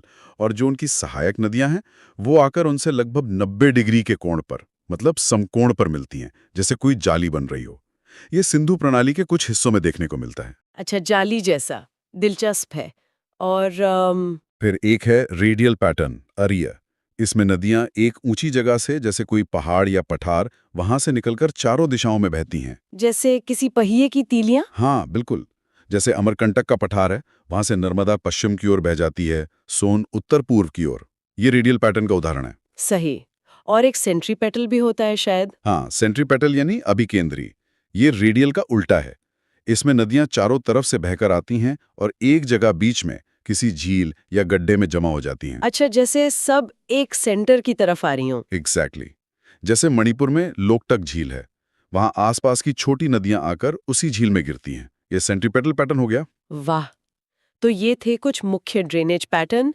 तो हमने आज सिंधु, गंगा और ब्रह्मपुत्र, इन 3 बड़ी नदी प्रणालियों को समझा। हाँ, उनके उद्गम देखे, मुख्य सहायक नदियां जानी और कुछ खास बातें भी, साथ में ये ड्रेनेज पैटर्न भी। ये नदियां सिर्फ मतलब पानी का बहाव नहीं है, ये तो हमारी संस्कृति, हमारी अर्थव्यवस्था, हमारे पर्यावरण, सबके लिए कितनी जरूरी हैं। बिल्कुल।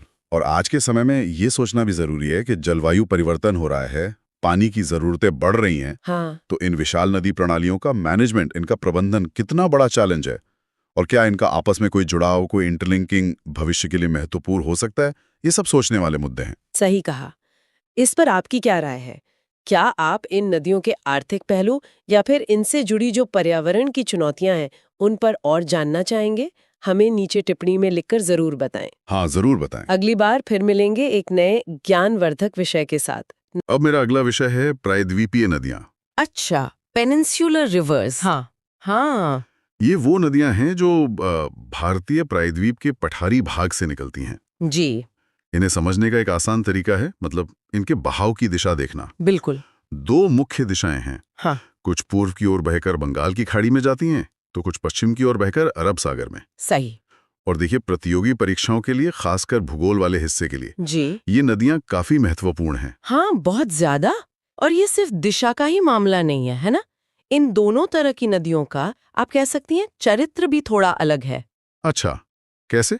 जैसे जो पूर्व की ओर बहती है ना, वो आमतौर पर ज्यादा लंबा रास्ता तय करती हैं, ढलान धीमी होती है, तो अपने मुहाने पर काफी सारा मलबा जमा करके डेल्टा बनाती है।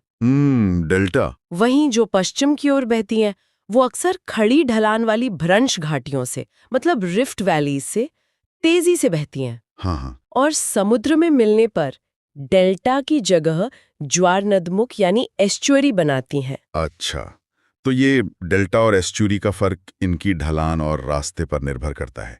चलिए पहले पूर्व की ओर बहने वाली नदियों को देखते हैं। ठीक है। शुरुआत करते हैं महानदी से। ये छत्तीसगढ़ की सिहावा पहाड़ियों से निकलती है। लंबाई करीब 851 किलोमीटर है। शिवनाथ और तेल जैसी नदियां इसकी सहायक हैं।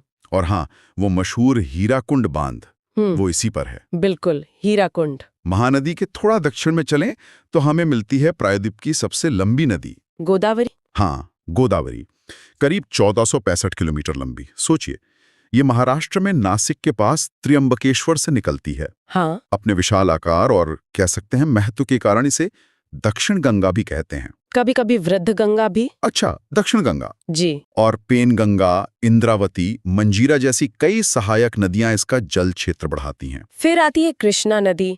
ये भी महाराष्ट्र में ही महाबलेश्वर से निकलती है। हाँ, महाबलेश्वर। ये लगभग 1400 किलोमीटर का सफर तय करती है। वाह, मतलब पूर्व की ओर बहने वाली दूसरी सबसे लंबी नदी हुई है। सही। तुंगभद्रा और भीमा इसकी जानी मानी सहायक नदियां हैं कृष्णा की। और दक्षिण में चले तो मिलती है कावेरी। कर्नाटक में कोडागु जिले की ब्रह्मगिरी पहाड़ियों से इसका उद्गम होता है। कावेरी लंबाई करीब 800 किलोमीटर। जी। इसकी एक खास बात है, ये लगभग पूरे साल बहती है। अरे हाँ, ये कैसे? ऐसा इसलिए है क्योंकि इसे दक्षिण पश्चिम मानसून से गर्मियों में पानी मिलता है और उत्तर पूर्वी मानसून मतलब लौटते मानसून से सर्दियों में भी पानी मिलता है। अच्छा, दोनों मानसून से। हाँ, इसी विशेषता और पवित्रता के कारण इसे दक्षिण भारत की गंगा कहा जाता है। यहाँ थोड़ा ध्यान देना होगा। क्या? गोदावरी को दक्षिण गंगा कहते हैं उसके बड़े आकार के कारण, और कावेरी को दक्षिण भारत की गंगा उसके निरंतर प्रवाह और पवित्रता की वजह से। अच्छा, ये बारीक अंतर है, याद रखने लायक। बिल्कुल। और हाँ, कावेरी श्रीरंगपट्टनम और शिव समुद्रम जैसे द्वीप भी बनाती है। इनके अलावा पूर्वी तट पर कुछ और नदियां भी हैं जिनका ध्यान रखना जरूरी है परीक्षाओं के लिहाज से। जैसे सुवर्ण रेखा जो रांची पठार से निकलती है। कहते हैं इसकी रेत में सोने के कण मिलते हैं। हाँ, सुना है। रोचक बात है ये तो। और हुंड्रू जलप्रपात भी इसी पर है। फिर ब्राह्मणी है जो राउरकेला के पास शंख और दक्षिण कोयल नदियों के मिलने से बनती है। पेन्नार कर्नाटक की नंदी पहाड़ियों से निकलती है और वैगई तमिलनाडु की वरुसंद पहाड़ियों से, जिसके किनारे मदुरै शहर बसा है। सही। तो ये तो हुई पूर्व की ओर बहने वाली। अब रुख करते हैं पश्चिम की ओर बहने वाली नदियों का। हाँ, पश्चिम वाली। जैसा हमने शुरू में कहा था, ये अक्सर भ्रंश घाटियों यानी रिफ्ट वैली में बहती हैं और एस्चुरी बनाती है।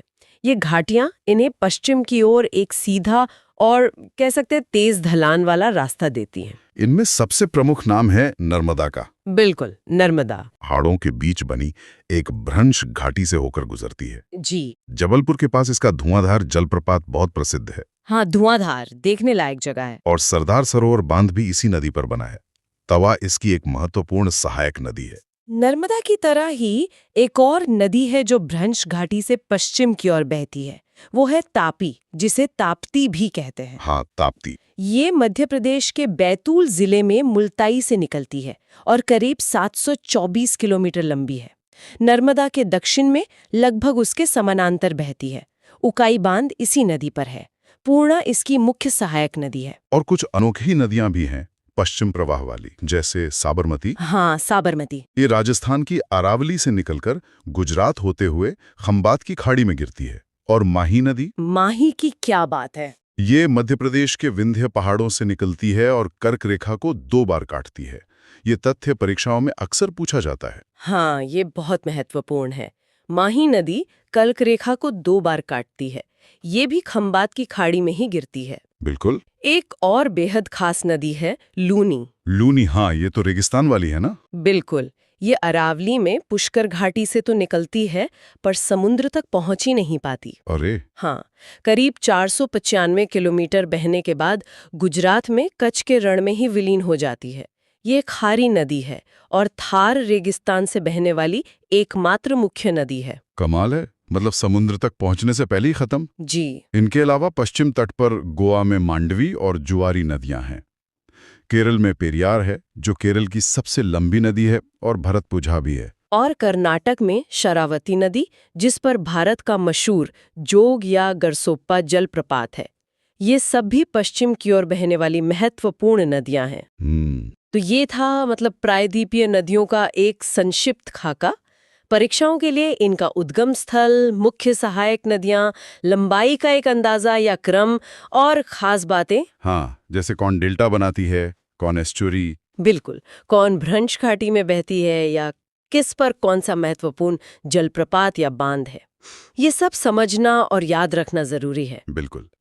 ये नदियां सिर्फ पानी के स्रोत या नक्शे पर खींची लकीरें नहीं हैं। सही बात है। ये तो भारत के भूगोल, यहाँ की संस्कृति और अर्थव्यवस्था की सही मायनों में जीवन रेखाएं हैं। सोचिए इनके बिना हमारा जीवन कैसा होता। इनके संरक्षण और इनके पारिस्थितिक संतुलन को बनाए रखने पर विचार करना हम सबके लिए कितना जरूरी है। बहुत जरूरी है। इस विषय पर आप क्या सोचते हैं, या कोई सवाल है जो आपके मन में आया हो इस चर्चा के दौरान?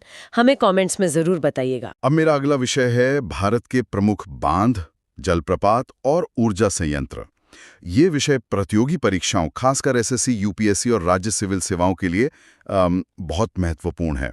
हाँ बिल्कुल। अक्सर इनसे जुड़े तथ्य सीधे पूछ लिए जाते हैं, तो चलिए इन्हें थोड़ा गहराई से समझते हैं। हाँ, और हमारा मकसद सिर्फ तथ्यों को रटना नहीं है, बल्कि उनके पीछे का जो महत्व है या उनसे जुड़ी खास बातें, उनको समझना है। सही। हम भारत के कुछ अहम जलप्रपातों, बड़े बांधों, प्रमुख पनबिजली परियोजनाओं और हाँ, परमाणु ऊर्जा संयंत्रों पर भी नजर डालेंगे, ताकि जानकारी आसानी से याद रहे। बढ़िया।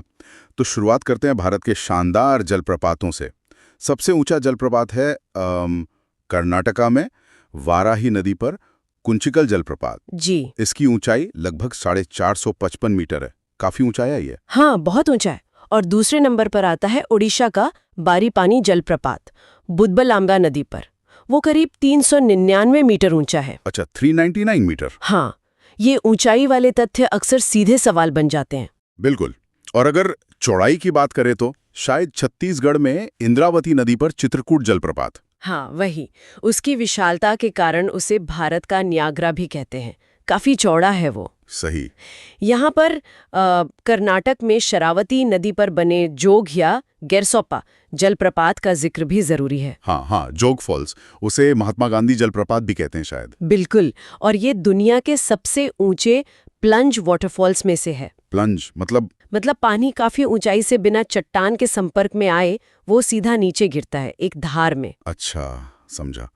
इनके अलावा गोवा कर्नाटक सीमा पर मांडवी नदी का दूध सागर, वो भी काफी फेमस है। हाँ, दूध सागर। और झारखंड में सुवर्ण रेखा नदी पर हुंड्रू। हाँ। और मध्य प्रदेश में नर्मदा पर वो संगमरमर की चट्टानों के बीच धुआंधार। जी, धुआंधार। और एक और महत्वपूर्ण है, कर्नाटक में कावेरी नदी पर शिव समुद्रम। हाँ, शिव समुद्रम तो ऐतिहासिक रूप से भी खास है। शायद यहीं पर एशिया का पहला जल विद्युत स्टेशन लगा था 1902 में। सही कहा, बिल्कुल। ये जानना दिलचस्प है कि हमने इतनी जल्दी 1902 में ही जल शक्ति का उपयोग बिजली बनाने में शुरू कर दिया था। बिल्कुल। अच्छा, तो जलप्रपातों से आगे बढ़कर अब बांधों की बात करते हैं। बांध सिर्फ पानी रोकने के लिए नहीं होते हैं ना? नहीं, बिल्कुल नहीं। ये सिंचाई के लिए, बिजली बनाने के लिए और हाँ, बाढ़ नियंत्रण जैसे कई मकसदों को पूरा करते हैं। जी। तो भारत का सबसे ऊंचा बांध कौन सा है और उसकी क्या खासियत है? वो है उत्तराखंड में भागीरथी और भिलंगना नदियों के संगम पर बना टिहरी बांध। टिहरी, हाँ। ये भारत का सबसे ऊंचा, लगभग 260.5 मीटर्स और दुनिया के भी सबसे ऊंचे बांधों में गिना जाता है। अच्छा। और ये एक अर्थफिल बांध है। अर्थफिल मतलब मिट्टी और पत्थर से बना हुआ? हाँ, मिट्टी और पत्थर से। ये इसे भूकंपीय क्षेत्रों के लिए ज्यादा स्थिर बनाता है, ऐसा मानते हैं। इसका जो जलाशय है वो भी बहुत बड़ा है। टिहरी झील या स्वामी रामतीर्थ सागर कहते हैं उसे। और सबसे लंबा बांध वो तो शायद ओडिशा में महानदी पर है, हीराकुंड। जी हाँ, हीराकुंड बांध। लंबाई में तो उसका कोई मुकाबला नहीं। मुख्य बांध और किनारों के डाइक वगैरह मिलाकर कुल लंबाई करीब 25.8 किलोमीटर तक पहुंच जाती है। बाप रे, 25.8 किलोमीटर। हाँ, वहीं अगर हम ग्रेविटी डैम की बात करें, ऐसे बांध जो अपने भारी वजन के कारण पानी के दबाव को झेलते हैं। हाँ, ग्रेविटी डैम। तो हिमाचल प्रदेश और पंजाब की सीमा पर सतलुज नदी पर बना भाखड़ा नांगल, वो भारत का सबसे ऊंचा ग्रेविटी डैम है। भाखड़ा नांगल, हाँ। इसका जलाशय गोविंद सागर, हाँ, वो भी बहुत बड़ा है। जी बिल्कुल। केरल में पेरियार नदी पर इडुक्की बांध भी है। वो कुछ अलग तरह का है ना, आर्क डैम। हाँ, वो एशिया का सबसे बड़ा आर्क डैम है। उसका डिजाइन मेहराब या चाप जैसा होता है ना, तो वो पानी के दबाव को घाटी की दीवारों पर ट्रांसफर कर देता है। वाकई इंजीनियरिंग का कमाल है। सही कहा। और कृष्णा नदी पर तेलंगाना और आंध्र प्रदेश की सीमा पर है नागार्जुन सागर बांध। ये भारत का सबसे बड़ा मेसनरी डैम है। मेसनरी मतलब? चिनाई वाला। हाँ, जिसे पत्थर और ईंटों की चिनाई करके बनाया गया है। अच्छा। कुछ और प्रमुख बांध भी हैं जो याद रखने चाहिए। जैसे गुजरात में नर्मदा पर सरदार सरोवर। हाँ, सरदार सरोवर। हाँ, और महाराष्ट्र में कोयना बांध, कोयना नदी पर। वहाँ भारत का सबसे बड़ा चालू जल विद्युत संयंत्र भी है, कोयना हाइड्रो इलेक्ट्रिक प्रोजेक्ट। हाँ, और तमिलनाडु में कावेरी पर मेट्टूर बांध, उसका जलाशय स्टैनली जलाशय कहलाता है। जी, मेट्टूर। और जम्मू कश्मीर में चिनाब नदी पर भी कई हैं, बगलिहार, दुल्हस्ती, सलाल। हाँ, ये नाम सुने हैं। और मध्य प्रदेश व राजस्थान में चंबल नदी पर गांधी सागर, राणा प्रताप सागर, जवाहर सागर बांध। ये सब भी सामरिक और ऊर्जा की दृष्टि से महत्वपूर्ण है। बिल्कुल, और इन बांधों का सीधा संबंध है जल विद्युत उत्पादन से, मतलब पानी की ताकत से बिजली बनाना। बिल्कुल, बांध में जो पानी जमा होता है उसे नियंत्रित तरीके से छोड़कर टरबाइन घुमाई जाती हैं और उससे फिर बिजली पैदा होती है। सिंपल फंडा है। भारत की सबसे बड़ी, मतलब पूरी हो चुकी जल विद्युत परियोजना तो कोयना वाली है महाराष्ट्र में। हाँ, वो सबसे बड़ी है जो पूरी तरह ऑपरेशनल है। और अगर वर्तमान में कार्यरत क्षमता देखें तो श्रीशैलम, जो आंध्र प्रदेश तेलंगाना में है, वो दूसरे स्थान पर आता है। अच्छा, हिमाचल प्रदेश में सतलुज नदी पर बनी नाथपा झाकरी परियोजना भी खास है, शायद वो अंडरग्राउंड है। हाँ, वो भारत की सबसे बड़ी भूमिगत जल विद्युत परियोजना है। अंडरग्राउंड, दिलचस्प। एक और बात, भारत ने पड़ोसी देश भूटान में भी कुछ बड़ी जल विद्युत परियोजनाएं स्थापित करने में मदद की है, जैसे चूखा, ताला और कुरिछू। हाँ, ये भारत भूटान सहयोग का हिस्सा है, हमारी ऊर्जा कूटनीति भी कह सकते हैं। सही। अच्छा, पानी से बिजली के अलावा भारत परमाणु ऊर्जा पर भी तो जोर दे रहा है। हाँ, दे रहा है। ये ऊर्जा का एक बहुत शक्तिशाली स्रोत है, हालांकि इसके अपने मुद्दे भी हैं। भारत का पहला और सबसे पुराना परमाणु ऊर्जा संयंत्र महाराष्ट्र में तारापुर में है। तारापुर, हाँ, 1969 में शुरू हुआ था शायद, अमेरिका की मदद से। जी बिल्कुल, अमेरिका की सहायता से। और आज के समय में सबसे ज्यादा क्षमता वाला प्लांट कौन सा है? वो है तमिलनाडु में कुडनकुलम। इसे रूस के सहयोग से विकसित किया गया है। इसकी क्षमता सबसे ज्यादा है। कुडनकुलम, ठीक है। और पहला जो पूरी तरह से स्वदेशी तकनीक पर आधारित परमाणु संयंत्र था, वो भी तमिलनाडु में ही है, कलपक्कम। कलपक्कम, जिसे Madras atomic power station MPS भी कहते हैं। हाँ, वही। ये हमारी आत्मनिर्भरता की दिशा में एक बड़ा कदम था उस वक्त। बिल्कुल। इनके अलावा राजस्थान में रावत भाटा है, वो शायद कनाडा की मदद से शुरू हुआ था। हाँ, शुरुआत में कनाडा की मदद थी। और कर्नाटक में कैगा है, वो स्वदेशी है। कैगा स्वदेशी। गुजरात में काकरापार भी स्वदेशी है। और उत्तर प्रदेश में गंगा किनारे नरोरा संयंत्र। ये सब भारत के परमाणु ऊर्जा कार्यक्रम के महत्वपूर्ण हिस्से हैं। तो ये थी भारत के कुछ प्रमुख जल प्रपातों, बांधों, जल विद्युत और परमाणु ऊर्जा संयंत्रों की एक तरह से झलक। हाँ, और ये सभी संरचनाएं न केवल इंजीनियरिंग के बेहतरीन नमूने हैं, बल्कि भारत के विकास के लिए, जल प्रबंधन के लिए और ऊर्जा सुरक्षा के लिए इनकी अहमियत बहुत ज्यादा है। और इनसे जुड़े तथ्य, जैसा हमने शुरू में कहा, परीक्षाओं में अक्सर पूछे जाते हैं। बिल्कुल, पर यहाँ एक जरूरी सवाल भी मन में आता है सोचने के लिए। हाँ, बताइए। कि ये जो बड़ी विकास परियोजनाएं हैं, इनको बनाते और चलाते समय पर्यावरण पर और जो स्थानीय समुदाय हैं उन पर जो असर पड़ता है, उसको कैसे कम किया जा सकता है? मतलब विकास और संतुलन के बीच वो सही रास्ता क्या हो? हाँ, ये एक बड़ा चैलेंज है। और भविष्य में भारत की जो ऊर्जा जरूरतें बढ़ रही हैं, उनके लिए ये पारंपरिक स्रोत, पनबिजली और परमाणु ऊर्जा, इनका मिश्रण कैसा होना चाहिए? क्या अनुपात सही रहेगा? ये वाकई सोचने वाली बातें हैं।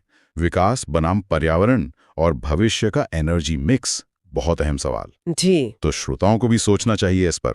आप क्या सोचते हैं, कमेंट में जरूर बताएं। भारत की जलवायु और खास तौर पर मानसून, हाँ, ये ऐसी चीजें हैं जो यहाँ के जीवन और अर्थव्यवस्था की धुरी हैं। इन्हें समझना वाकई बहुत जरूरी है। आज हम इसी पेचीदा लेकिन दिलचस्प मौसम प्रणाली की परतों को खोलेंगे। देखेंगे कि भारत की जलवायु किन वजहों से ऐसी है, अलग अलग मौसमों में क्या खास होता है, बारिश का ये पूरा तंत्र कैसे काम करता है, और क्यों देश के अलग अलग हिस्सों में तापमान और बारिश में इतना अंतर देखने को मिलता है। चलिए शुरू करते हैं। तो सबसे पहले बात करते हैं उन मुख्य वजहों की जो भारत की जलवायु का मिजाज तय करती हैं। कौन कौन से फैक्टर सबसे अहम हैं? बिल्कुल, कई कारक मिलकर ये तय करते हैं। देखिए, सबसे पहले तो है भारत की लोकेशन, मतलब अक्षांश। कर्क रेखा देश के बीच से गुजरती है, जो तापमान पर सीधा असर डालती है। हाँ। फिर उत्तर में वो दीवार की तरह खड़ा हिमालय है। ये मध्य एशिया की ठंडी हवाओं को रोकता है और मानसून हवाओं को भी रोककर बारिश करवाता है। अच्छा, और ये भी सुना है कि जमीन और समंदर के गर्म होने की रफ्तार अलग होती है। उसका कितना असर होता है? हाँ, बहुत ज्यादा। जमीन जल्दी गर्म और जल्दी ठंडी होती है, जबकि पानी देर से। यही अंतर हवा के दबाव और उसकी दिशा तय करने में बड़ा रोल निभाता है, खासकर मानसून के बनने में। अच्छा। फिर समुंदर से दूरी देखिए। तटीय इलाकों में मौसम ज्यादातर एक जैसा रहता है, मतलब ना ज्यादा गर्मी ना ज्यादा सर्दी। लेकिन अंदरूनी इलाकों में गर्मी सर्दी का अंतर बहुत बढ़ जाता है। ऊंचाई का भी असर है। जैसे जैसे ऊंचाई बढ़ती है तापमान घटता है। और पहाड़ों की भूमिका, मतलब उनका जो रिलीफ या ऊंचावच है? हाँ, वो बहुत महत्वपूर्ण है। पहाड़ हवा के रास्ते में आते हैं और बारिश के पैटर्न को तय करते हैं, जैसे पश्चिमी घाट। इसके साथ ही ऊपरी हवा का बहाव, जिसमें जेट स्ट्रीम और पश्चिमी विक्षोभ शामिल हैं, ये खासकर सर्दियों में उत्तर भारत के मौसम को काफी प्रभावित करते हैं। पश्चिमी विक्षोभ, हाँ। और हाँ, अल्नीनो और लानीना जैसी घटनाओं को नहीं भूलना चाहिए। उनका असर मानसून की ताकत पर पड़ता है। ठीक है, तो ये तो हो गए जलवायु को प्रभावित करने वाले मुख्य कारक। अब भारत के जो मुख्य मौसम हैं और उनकी खासियतें, उन्हें समझना जरूरी है, खासकर परीक्षा के नजरिए से। बिल्कुल। मोटे तौर पर हम 4 मौसम देखते हैं। पहले शीत ऋतु। इस समय हवाएं जमीन से समुद्र की ओर चलती हैं। यह है उत्तर पूर्वी मानसून। मौसम आमतौर पर साफ रहता है, ठंडा और सूखा। इसी दौरान पश्चिमी विक्षोभ उत्तर पश्चिम भारत में बारिश और पहाड़ों पर बर्फबारी लाते हैं। और गर्मियों में मानसून से ठीक पहले भी तो कुछ बारिश होती है ना? हाँ, उन्हें मानसून पूर्व बौछारें कहते हैं। ये स्थानीय तौर पर काफी अहम है।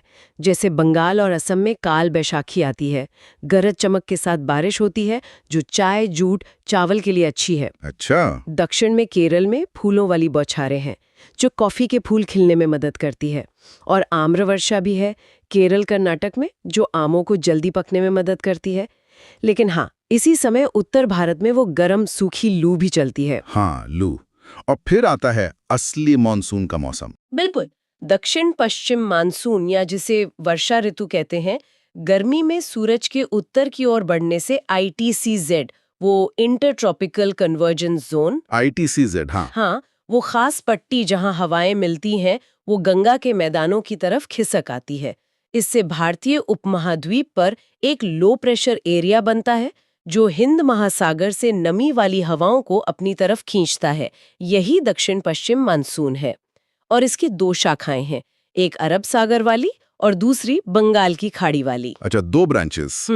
और मानसून की वापसी, या जिसे रिट्रीटिंग मानसून कहते हैं, उसका क्या मतलब है? देखिए, सितंबर आते आते सूरज दक्षिण की ओर जाने लगता है और वो ITCZ भी नीचे खिसक जाता है, तो हवा की दिशा उलट जाती है। अब वो उत्तर पूर्व से बहने लगती है, जमीन से समुद्र की ओर। अच्छा। इस समय आसमान साफ होने और जमीन में नमी होने से ना उमस भरी गर्मी पड़ती है, जिसे अक्टूबर हीट कहते हैं। यही लौटते हवाएं जब बंगाल की खाड़ी के ऊपर से गुजरती हैं, तो वहां से नमी उठाकर तमिलनाडु के तट पर सर्दियों में बारिश करती हैं। तो तमिलनाडु की सर्दियों की बारिश का कारण ये है? जी हाँ। ये तो मौसम का चक्र हुआ। अब जरा ये समझाएं कि बारिश होती कैसे है, मतलब ये पूरा रेन बेयरिंग सिस्टम काम कैसे करता है? देखिए, दक्षिण पश्चिम मानसून की जो अरब सागर शाखा है, वो जब पश्चिमी घाट से टकराती है, तो उसके पश्चिमी ढलानों पर, मतलब विंडवार्ड साइड पर, जबरदस्त बारिश करती है। लेकिन पहाड़ के दूसरी तरफ यानी पूर्वी ढलान पर हवा नीचे उतरती है, गर्म होती है और नमी कम हो जाती है, तो वहां कम बारिश होती है। इसे वृष्टि छाया क्षेत्र या रेन शैडो एरिया कहते हैं। अच्छा, रेन शैडो एरिया। हाँ। और जो बंगाल की खाड़ी वाली शाखा है, वो पहले उत्तर पूर्व भारत में भारी बारिश करती है, जैसे मेघालय में। फिर वो हवाएं हिमालय के सहारे सहारे पश्चिम की ओर मुड़ जाती हैं और गंगा के मैदानों में आगे बढ़ती हैं। जैसे जैसे वो पश्चिम की ओर जाती हैं, उनकी नमी कम होती जाती है, तो बारिश भी कम होती जाती है। और राजस्थान में कम बारिश क्यों होती है? वो सूखा क्यों ले जाता है? उसकी मुख्य वजह है अरावली पहाड़ियों की दिशा। अच्छा। वो पहाड़ियां मॉनसून हवाओं के लगभग समानांतर पड़ती हैं, तो हवाएं बिना किसी खास रुकावट के उनके बगल से आगे निकल जाती हैं, इसलिए वहां ज्यादा बारिश नहीं हो पाती। समझ गया। तो ये तो साफ है कि पूरे देश में तापमान और बारिश बिल्कुल एक जैसी नहीं है। इस अंतर की खास वजह क्या है? वही कारक जो हमने शुरू में डिस्कस किए थे, वो सब मिलकर ये अंतर पैदा करते हैं। समुद्र से दूरी बहुत मायने रखती है। तटों पर समकारी जलवायु होती है, जबकि अंदरूनी इलाकों में महाद्वीपीय या विषम जलवायु, मतलब गर्मियों में बहुत गर्मी, सर्दियों में बहुत सर्दी। हाँ। और बारिश का बंटवारा भी बहुत असमान है। एक तरफ पश्चिमी घाट और उत्तर पूर्व में मौसिनराम जैसी जगह हैं, जहां दुनिया में सबसे ज्यादा बारिश रिकॉर्ड होती है, तो दूसरी तरफ पश्चिमी राजस्थान और लद्दाख जैसे इलाके हैं जो लगभग सूखे रेगिस्तान जैसे हैं। ये सब समुद्र से दूरी, हवा की दिशा और पहाड़ों की स्थिति का मिला-जुला नतीजा है। तो हमने देखा कि भारत की मानसून प्रणाली कितनी जटिल, कितनी गतिशील है। ये कई फैक्टर से चलती है और पूरे देश की जलवायु, खेती और जीवन पर गहरा असर डालती है। बिल्कुल। और अब सोचने वाली बात यह है, खासकर आज के समय में, कि जलवायु परिवर्तन के इस दौर में मॉनसून का पैटर्न कैसे बदल रहा है। भविष्य में इन बदलावों का अंदाजा लगाना और उनके हिसाब से मतलब उनके अनुकूल ढालना, ये भारत के लिए एक बड़ी चुनौती भी है और ज़रूरत भी। ये सोचना ज़रूरी है कि ये बदलते पैटर्न हमारे पानी के स्रोतों और हमारी खेती पर आगे चलकर क्या असर डाल सकते हैं। अब हमारा अगला विषय है भारत में वनस्पति और वनों के प्रकार। हाँ। भारत की जो भौगोलिक और जलवायु विविधता है, वो यहाँ बहुत ही अद्भुत किस्म के जंगलों को जन्म देती है। बिल्कुल।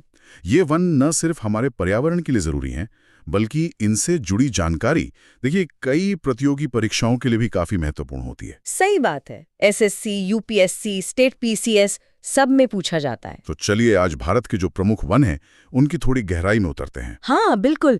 देखिए, भारत के वनों को हम मुख्य रूप से उनकी विशेषताओं के आधार पर बांट सकते हैं। अच्छा। मोटे तौर पर कहें तो 5 प्रमुख प्रकार हैं। 5 प्रकार कौन कौन से?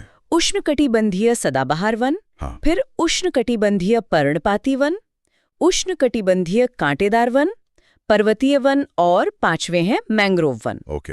और हर वन प्रकार जो है वो वहाँ की बारिश, तापमान, मिट्टी, इन सब के हिसाब से मतलब अपनी एक अलग पहचान रखता है। तो शुरुआत सदाबहार वनों से करते हैं। सदाबहार नाम से ही लगता है कि ये हमेशा हरे भरे रहते होंगे। हाँ, ये सही है। इनको एवरग्रीन फॉरेस्ट्स भी कहते हैं, जैसा आपने कहा। हाँ, ये उन गर्म और आर्द्र इलाकों में मिलते हैं जहाँ साल भर में 200 सेंटीमीटर से भी ज्यादा भारी बारिश होती है। 200 सेंटीमीटर से ज्यादा? काफी ज्यादा। जी। और तापमान भी अच्छा खासा, मतलब 25-27 डिग्री सेल्सियस के आसपास रहता है। खास बात यह है कि यहाँ पेड़ों के पत्ते गिरने का कोई एक तय मौसम नहीं होता, इसीलिए ये साल भर हरे दिखते हैं। अच्छा, इसीलिए सदाबहार। हाँ, और ये जंगल बहुत घने होते हैं, मतलब पेड़ों की कई परतें होती हैं, लेयर्स जिन्हें कहते हैं। ऊंचे पेड़, फिर उनके नीचे थोड़े छोटे पेड़ और फिर झाड़ियां। काफी सघन होते होंगे फिर तो। बहुत ज्यादा। और ये घने जंगल भारत में कहाँ देखने को मिलते हैं? मुख्य इलाके कौन से हैं? मुख्य रूप से ये आपको मिलेंगे पश्चिमी घाट के पश्चिमी ढलानों पर, जहाँ मानसून की सीधी बारिश होती है। ओके। फिर उत्तर पूर्वी भारत की पहाड़ियों में, जैसे असम वगैरह में, और अंडमान निकोबार द्वीप समूह में। अंडमान निकोबार। हाँ, यहाँ रोजवुड, महोगनी, एबोनी जैसे जो कीमती लकड़ी वाले ऊंचे पेड़ हैं वो पाए जाते हैं। अच्छा। एबनी भी होता है। अच्छा, तो ये तो हुए सदाबहार वन। हाँ। अब उन वनों की बात करते हैं जो शायद भारत में सबसे ज्यादा क्षेत्रफल में फैले हैं, पर्णपाती वन। हाँ, उष्णकटिबंधीय पर्णपाती वन। बिल्कुल सही कहा आपने, ये सबसे ज्यादा इलाके में है। इन्हें मानसून वन भी कहते हैं। मानसून वन क्यों? क्योंकि ये उन क्षेत्रों में होते हैं जहां वर्षा 70 से 200 सेंटीमीटर के बीच होती है, जो कि ज्यादातर मानसूनी बारिश होती है। अच्छा। और पानी की उपलब्धता के आधार पर, मतलब कितनी बारिश हो रही है, उसके हिसाब से इन्हें 2 हिस्सों में बांटते हैं। एक आर्द्र पर्णपाती यानी मॉइस्ट डिसिडुअस, और दूसरे शुष्क पर्णपाती यानी ड्राई डिसिडुअस। ओके, आर्द्र और शुष्क। हाँ। तो आर्द्र वाले कहाँ मिलेंगे और उनकी क्या खासियत है? आर्द्र पर्णपाती वन वहां होते हैं जहां बारिश थोड़ी ज्यादा, यानी 100 से 200 सेंटीमीटर के बीच होती है। ठीक है। जैसे हिमालय के जो निचले हिस्से हैं, तलहटी क्षेत्र, उत्तर पूर्वी राज्य, पश्चिमी घाट के पूर्वी ढलान, ओडिशा, इन इलाकों में। और पेड़ कौन से खास होते हैं यहाँ? सागौन यानी टीक और साल और ये यहाँ के सबसे महत्वपूर्ण पेड़ हैं। इनके अलावा शीशम, चंदन, महुआ, आंवला ये सब भी मिलते हैं। आर्थिक रूप से ये बहुत महत्वपूर्ण है। हाँ, सागौन और साल की लकड़ी तो काफी कीमती होती है। बिल्कुल। और शुष्क पर्णपाती वन, ये कहाँ पाए जाते हैं? ये उन इलाकों में मिलते हैं जहाँ बारिश थोड़ी कम होती है। यानी 70 से 100 सेंटीमीटर के बीच। अच्छा, 70 से 100 सेंटीमीटर। हाँ, जैसे प्रायद्वीपीय पठार के ज्यादातर वर्षा वाले हिस्से, फिर उत्तर प्रदेश और बिहार के मैदानी इलाके, इन क्षेत्रों में ये ज्यादा मिलते हैं। इनकी क्या खासियत है? इनकी खासियत ये है कि ये शुष्क गर्मी के मौसम में, मतलब जब पानी की कमी होती है, तो पानी बचाने के लिए अपनी पत्तियां गिरा देते हैं। अच्छा, इसीलिए पर्णपाती मतलब पत्ते गिराने वाले। बिल्कुल। यहाँ आपको तेंदू, पलास, अमलतास, बेल, खैर, एक्सेलवुड जैसे पेड़ आमतौर पर मिल जाएंगे। समझ गया। अब बात करते हैं कांटेदार वनों की। ये तो नाम से ही लग रहा है कि कम बारिश वाले इलाकों में होंगे। बिल्कुल सही पकड़ा। जहाँ सालाना बारिश 70 सेंटीमीटर से भी कम होती है। बहुत कम। हाँ, वहाँ उष्णकटिबंधीय कांटेदार वन और झाड़ियाँ पाई जाती हैं। पानी की इतनी कमी होती है कि यहाँ के पेड़ों में पत्तियां या तो बहुत छोटी होती है या कांटों में बदल जाती है ताकि पानी का वाष्पीकरण कम हो। अच्छा, ये एक तरह का अनुकूलन है। हाँ, बिल्कुल। ये आपको गुजरात, राजस्थान, हरियाणा, मध्य प्रदेश, उत्तर प्रदेश के कुछ अर्ध शुष्क क्षेत्रों में देखने को मिलेंगे। और पेड़ कौन से होते हैं यहाँ? बबूल, खैर, खजूर, यूफोर्बियाज और कैक्टस की विभिन्न प्रजातियां यहाँ की मुख्य वनस्पतियां हैं। ठीक है। अब भारत में पहाड़ भी बहुत हैं, जैसे हिमालय, पश्चिमी घाट। वहाँ किस तरह के वन मिलते हैं? हाँ, पर्वतीय क्षेत्रों में वापा बड़ा दिलचस्प है। वहाँ ऊंचाई के साथ तापमान गिरता है और वनस्पति भी बदलती जाती है। एक पैटर्न दिखता है।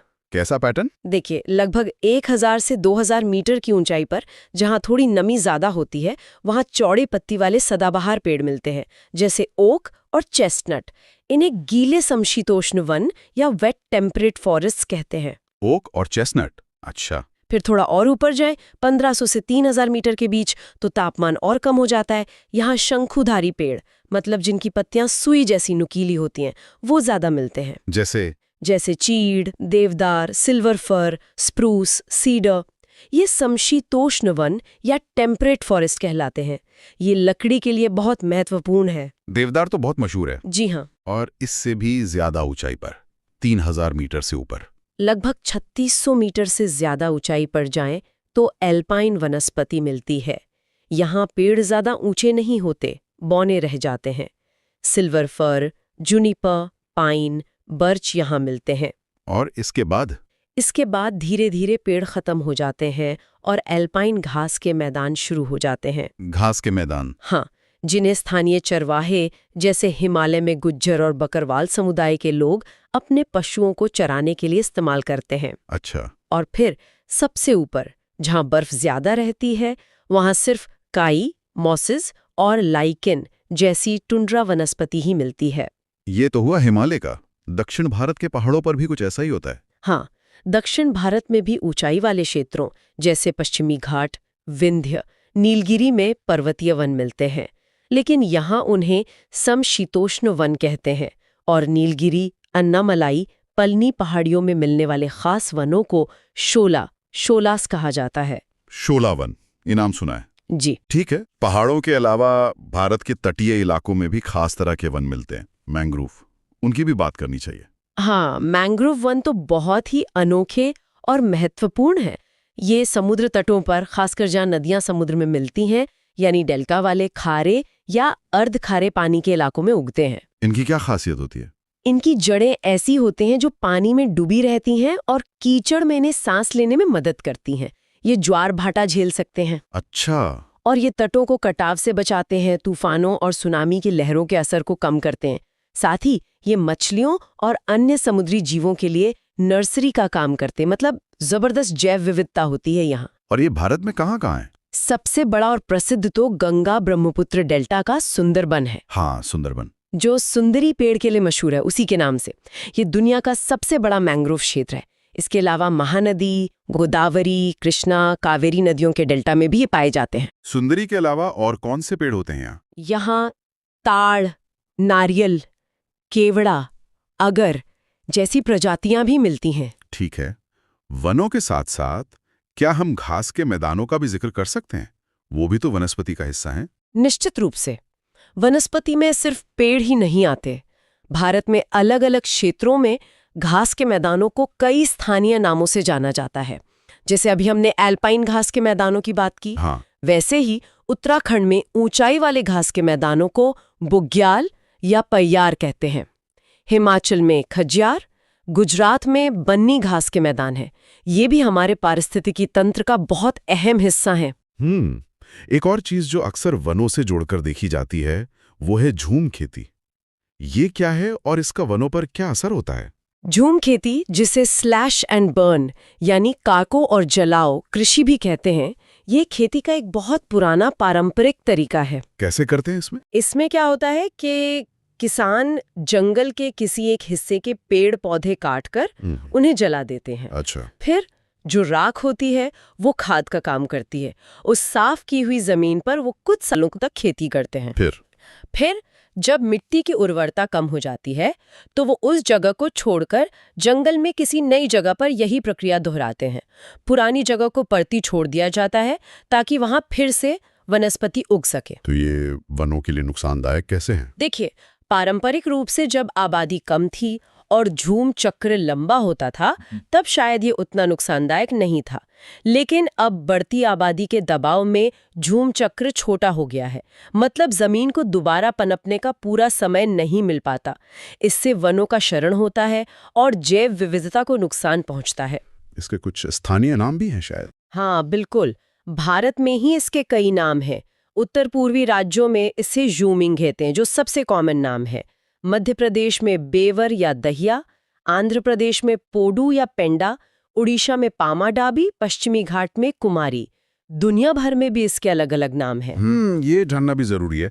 अच्छा, अगर हम भारत में वनों की वर्तमान स्थिति की बात करें तो कोई खास जानकारी जो हमारे सुनने वालों के लिए उपयोगी हो? हाँ, देखिए, भारत सरकार की भारत राज्य one report, India state of forest report ISFR, नियमित रूप से आती है, जो हमें बताती है कि देश में और अलग अलग राज्यों में वन आवरण कितना है, कहाँ बढ़ा है, कहाँ घटा है। अच्छा, जैसे अगर क्षेत्रफल के हिसाब से देखें तो आमतौर पर मध्य प्रदेश में सबसे ज्यादा वन क्षेत्र पाया जाता है। लेकिन अगर राज्य के कुल क्षेत्रफल के प्रतिशत के हिसाब से देखें तो मिजोरम अक्सर सबसे आगे रहता है। अगर केंद्र शासित प्रदेशों को भी शामिल करें तो लक्षद्वीप में प्रतिशत बहुत ज्यादा है। और सबसे कम कहाँ है? सबसे कम वन आवरण वाले राज्यों में हरियाणा का नाम आता है। ये आंकड़े बदलते रहते होंगे हर रिपोर्ट में? हाँ, बिल्कुल। किस राज्य में वन क्षेत्र में सबसे ज्यादा वृद्धि हुई या कहाँ सबसे ज्यादा कमी आई, ये आंकड़े हर 2 साल में आने वाली रिपोर्ट में अपडेट होते हैं। ये रिपोर्ट वनों के प्रबंधन और संरक्षण की नीतियां बनाने के लिए बहुत महत्वपूर्ण होती है। तो ये थी भारत के विविध वनों की एक, कह सकते हैं, संक्षिप्त सी झलक। हर प्रकार का वन अपने आप में कितना खास है और देश की प्राकृतिक संपदा का कितना महत्वपूर्ण हिस्सा है। बिल्कुल, ये विविधता ही तो भारत की एक बड़ी पहचान है और पर्यावरण संतुलन के लिए ये बहुत जरूरी भी है। तो इन विभिन्न प्रकार के वनों और उनकी विशेषताओं के बारे में जानकर कैसा लगा? कौन सा तथ्य सबसे रोचक लगा? नीचे टिप्पणी करके जरूर बताएं। और हाँ, अंत में एक सवाल आप सबके सोचने के लिए। ये जो बदलती जलवायु है या बढ़ती मानवीय गतिविधियां हैं, जैसे शहरीकरण या खेती के तरीकों में बदलाव, ये सब इन अलग अलग तरह के वन पारिस्थितिकी तंत्रों पर कैसा असर डाल रही होंगी और इनके संरक्षण के लिए हम और क्या ठोस कदम उठा सकते हैं, सोचिएगा जरूर। अब मेरा अगला विषय है भारत की मृदा यानी मिट्टी। मिट्टी। देखिए, मिट्टी सिर्फ धूल या जमीन का टुकड़ा नहीं है ना, ये तो हमारे देश की मतलब कृषि की जान है, भूगोल का आधार है। सही कहा। और भारत में तो मिट्टियों की इतनी विविधता है, कमाल की। हाँ, और ये जानना प्रतियोगी परीक्षाओं के लिहाज से भी बहुत जरूरी हो जाता है। बिल्कुल सही। अच्छा, मिट्टी बनती कैसे है ये भी समझना जरूरी है। ये कई चीजों पर निर्भर करता है। जैसे वहाँ का मौसम कैसा है, मतलब जलवायु, फिर वो किस चट्टान से बनी है, जो मूल चट्टान होती है, जमीन की ढलान कैसी है, स्थलाकृति, अच्छा, वहाँ पेड़ पौधे जीव जंतु कैसे हैं, और हाँ, सबसे जरूरी, कितना समय लगा है उसे बनने में। ये सब मिलकर तय करते हैं कि मिट्टी कैसी होगी।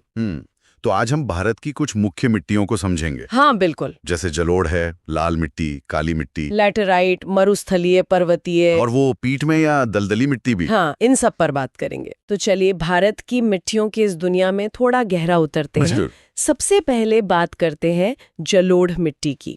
Alluvial soil. हाँ, ये तो सबसे ज्यादा फैली हुई है शायद। बिल्कुल, भारत के सबसे बड़े हिस्से पर, करीब आप मान लीजिए 43% भाग पर यही मिट्टी है। अरे वाह, 43%। मतलब कहाँ उत्तरी मैदानों में? हाँ, पूरा उत्तरी मैदान, पंजाब, यूपी, बिहार, बंगाल, सब। फिर जो बड़ी नदियों के डेल्टा है ना, जैसे महानदी, गोदावरी। हाँ, महानदी, गोदावरी, कृष्णा, कावेरी, इनके डेल्टा इलाके, और गुजरात, राजस्थान के भी कुछ हिस्सों में और पूर्वी तट के मैदानों में भी मिलती है। अच्छा, और ये बनती कैसे है? मतलब नदियों से ही आती है? बिल्कुल, नदियां पहाड़ों से जो मिट्टी, बारीक कण बहाकर लाती हैं ना, अवसाद जिन्हें कहते हैं सेडिमेंट्स, उन्हीं के जमा होने से ये बनती है। मैदानों में नदियां इन्हें बिछा देती हैं। और इसकी गुण, मतलब उपजाऊ तो होती होगी? हाँ, काफी उपजाऊ। इसमें पोटैश और चूना ये तो भरपूर होता है। ओके, लेकिन नाइट्रोजन और फास्फोरस की थोड़ी कमी रहती है। अच्छा, नाइट्रोजन और फास्फोरस कम। और सुना है इसकी 2 किस्में भी होती हैं, खादर और बांगर। हाँ, सही। खादर जो है वो नई जलोढ़ मिट्टी है, नदी के पास वाले इलाकों में मिलती है और ज्यादा उपजाऊ होती है। और बांगर पुरानी जलोढ़ है, नदी से थोड़ी दूर मिलती है और खादर के मुकाबले थोड़ी कम उपजाऊ होती है। समझ गई। ये मिट्टी ही है जो हमारे मतलब भारत के अन्न भंडार उत्तरी मैदानों का आधार है। इसी वजह से वहाँ इतनी घनी आबादी भी है। अच्छा, तो ये तो हुई नदियों की देन, जलोढ़ मिट्टी। लेकिन उन इलाकों का क्या जहां बारिश कम होती है, वहां कौन सी मिट्टी मिलती है? लाल मिट्टी? हाँ बिल्कुल, वहाँ लाल मिट्टी मिलती है। ये करीब 18% हिस्से पर है भारत के। 18%? कहाँ पर मिलती है ये मुख्य रूप से? ये देखिए, दक्कन का जो पठार है ना, उसके पूर्वी और दक्षिणी हिस्सों में, फिर उड़ीसा, छत्तीसगढ़, मध्य गंगा मैदान के दक्षिणी भाग और पश्चिमी घाट के पहाड़ों के ठीक नीचे वाले इलाके, पीडमोंट जोन जिसे कहते हैं। ओके, और ये बनती कैसे है? ये कम बारिश वाले क्षेत्रों में बनती है जी। जो पुरानी दानेदार आग्नेय चट्टानें होती है ना, क्रिस्टलाइन इग्नियस रॉक्स, हाँ। उनके टूटने फूटने से बनती है। और इसका रंग लाल क्यों होता है? लोहे की वजह से। हाँ बिल्कुल, इसमें जो लोहा होता है ना, वो क्रिस्टलीय और रूपांतरित चट्टानों में फैल जाता है, डिफ्यूज हो जाता है। उसी के कारण इसका रंग लाल होता है। अच्छा। और एक और बात, जब ये गीली होती है ना, हाइड्रेटेड फॉर्म में, तो ये पीली दिखती है। अरे गीली होने पे पीली, ये तो इंटरेस्टिंग है। और इसमें पोषक तत्व कैसे होते हैं? इसमें नाइट्रोजन, फास्फोरस और ह्यूमस मतलब जैविक पदार्थ, इन तीनों की ही कमी होती है। तो पोषक तत्वों की कमी रहती है इसमें। चलिए लाल मिट्टी से आगे बढ़ते हैं। एक बहुत ही मशहूर मिट्टी, काली मिट्टी। हाँ, काली मिट्टी, इसे रेगुर मिट्टी भी कहते हैं। और काली कपास मिट्टी भी शायद। हाँ, काली कपास मिट्टी, क्योंकि कपास के लिए बेहतरीन है। ये करीब 15% भाग पर है भी ये पाई जाती है। और कपास के लिए इतनी अच्छी क्यों है ये?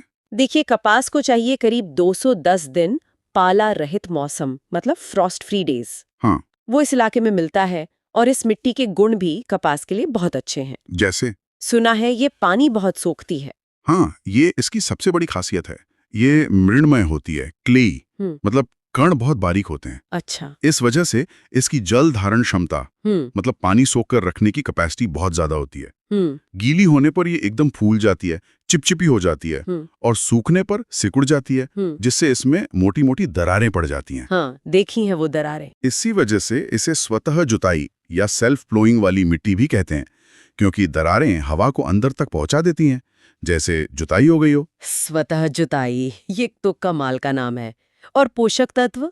इसमें चूना, लोहा, मैग्नीशियम, एल्यूमिना, ये सब तो काफी होता है, पर फास्फोरिक तत्व कम होते हैं। अच्छा, तो ये हुई काली मिट्टी। अब उन जगहों की बात करते हैं जहां तापमान भी खूब और बारिश भी खूब होती है। वहां कौन सी मिट्टी मिलेगी? वहां मिलती है लैटेराइट मिट्टी। ये ज्यादा नहीं, करीब 3.7% हिस्से पर है। कहाँ पर? कर्नाटक, केरला, तमिलनाडु, मध्य प्रदेश, ओडिशा और असम के जो पहाड़ी इलाके हैं ना, जहां तापमान भी ऊंचा रहता है और बारिश भी भारी होती है। और ये बनती कैसे है? भारी बारिश से। हाँ। भारी बारिश के कारण होता है तीव्र निक्षालन, जिसे लीचिंग कहते हैं। लीचिंग मतलब भारी बारिश मिट्टी के जो घुलनशील तत्व हैं, जैसे सिलिका, उन्हें नीचे बहा ले जाती है। ऊपर रह जाते हैं लोहे और एल्यूमिनियम के ऑक्साइड्स। अच्छा, पोषक तत्व बह जाते हैं। हाँ, और ज्यादा तापमान की वजह से ह्यूमस बनाने वाले बैक्टीरिया भी मर जाते हैं या पनप नहीं पाते, इसलिए इसमें ह्यूमस भी कम होता है। तो फिर ये किस काम आती है? ये चाय, कॉफी, काजू जैसी फसलों के लिए अच्छी मानी जाती है।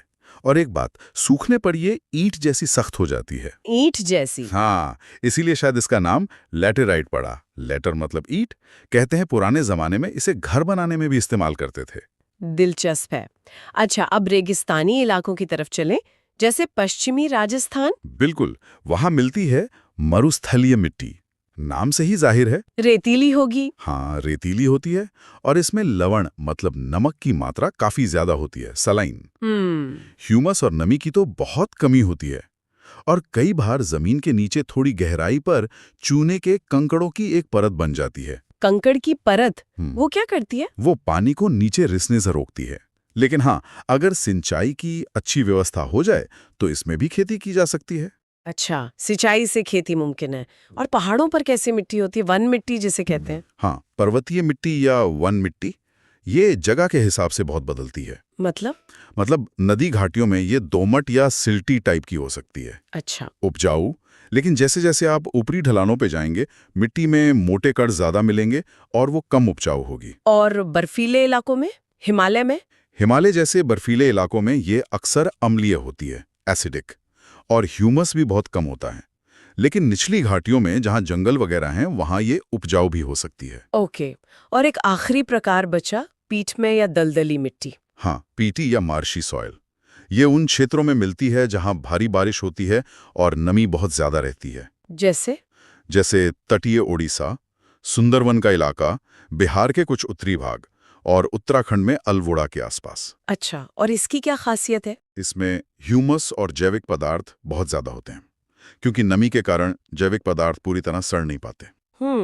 ये अक्सर थोड़ी क्षारीय, एल्कलाइन नेचर की होती हैं और दिखने में भारी, गहरे काले रंग की होती हैं। दलदली इलाकों की खास मिट्टी है ये। तो ये थी भारत की मुख्य मिट्टियों की कहानी। वाकई कितनी ज्यादा विविधता है हमारे देश में। बिल्कुल, अलग अलग क्षेत्र, अलग अलग जलवायु और उसी हिसाब से अलग अलग मिट्टी। और फिर उस मिट्टी पर उगने वाली फसलें भी अलग, लोगों का जीवन भी उस पर निर्भर करता है। सही कहा। और ये सारी जानकारी, मतलब कौन सी मिट्टी कहाँ मिलती है, उसकी क्या खासियत है, कौन सी फसल के लिए उपयुक्त है, ये सब प्रतियोगी परीक्षाओं के नजरिए से बहुत ही महत्वपूर्ण है। हाँ, ये तो है। अक्सर सवाल पूछे जाते हैं इनसे। बिल्कुल। तो श्रोताओं को भारत की इन अलग अलग मिट्टियों के बारे में जानकर कैसा लगा? ये जरूर सोचिएगा कि आप जिस क्षेत्र में रहते हैं वहाँ कौन सी मिट्टी प्रमुख है। अगर चाहें तो कमेंट्स में जरूर बताइएगा। हाँ, और जाते जाते एक सवाल छोड़ जाते हैं सबके लिए, कभी इस पर सोचिएगा जरूर। कैसे किसी जगह की मिट्टी सिर्फ वहाँ की खेती या अर्थव्यवस्था को ही नहीं, बल्कि वहाँ के खान पान, रहन सहन, यहाँ तक के संस्कृति को भी गहराई से प्रभावित करती है, इस पर विचार कीजिएगा। तो चलिए आज भारत के राष्ट्रीय उद्यानों की दुनिया में चलते हैं। ये जगहें घूमने फिरने के लिहाज से तो खूबसूरत हैं ही, लेकिन प्रतियोगी परीक्षाओं के लिए भी काफी इंपॉर्टेंट है। हाँ, बिल्कुल। अक्सर सवाल बनते हैं इनसे। सही कहा। और देखिए, ये पार्क हमारी जो प्राकृतिक धरोहर है, खासकर वन्य जीव और जो अलग अलग तरह के पेड़ पौधे हैं, मतलब जैव विविधता, उसे बचाने के लिए बहुत जरूरी है।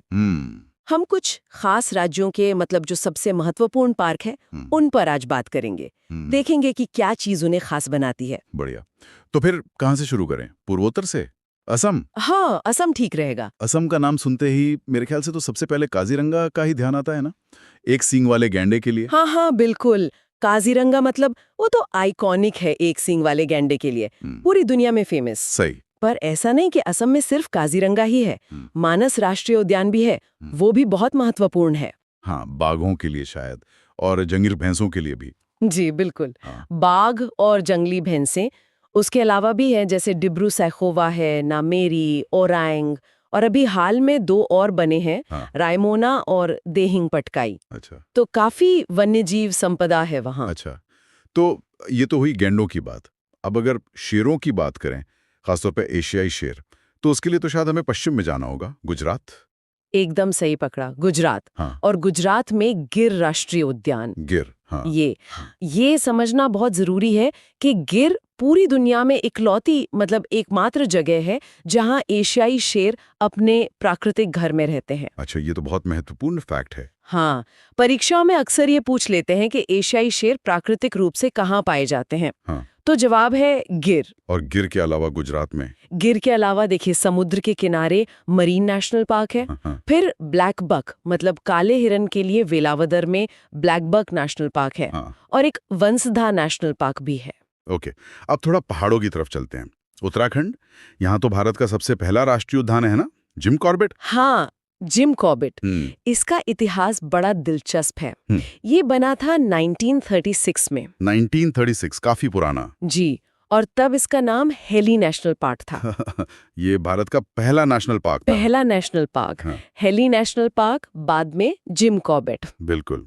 और एक और खास बात इससे जुड़ी हुई है, 1973 में जो प्रोजेक्ट टाइगर शुरू हुआ था। हाँ, बाघों को बचाने के लिए। जी, वो यहीं से जिम कॉर्बेट से ही लॉन्च किया गया था।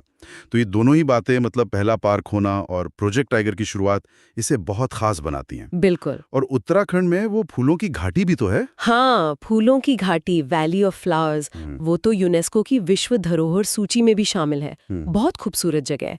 और नंदा देवी और राजाजी नेशनल पार्क भी उत्तराखंड में ही है। वाकई।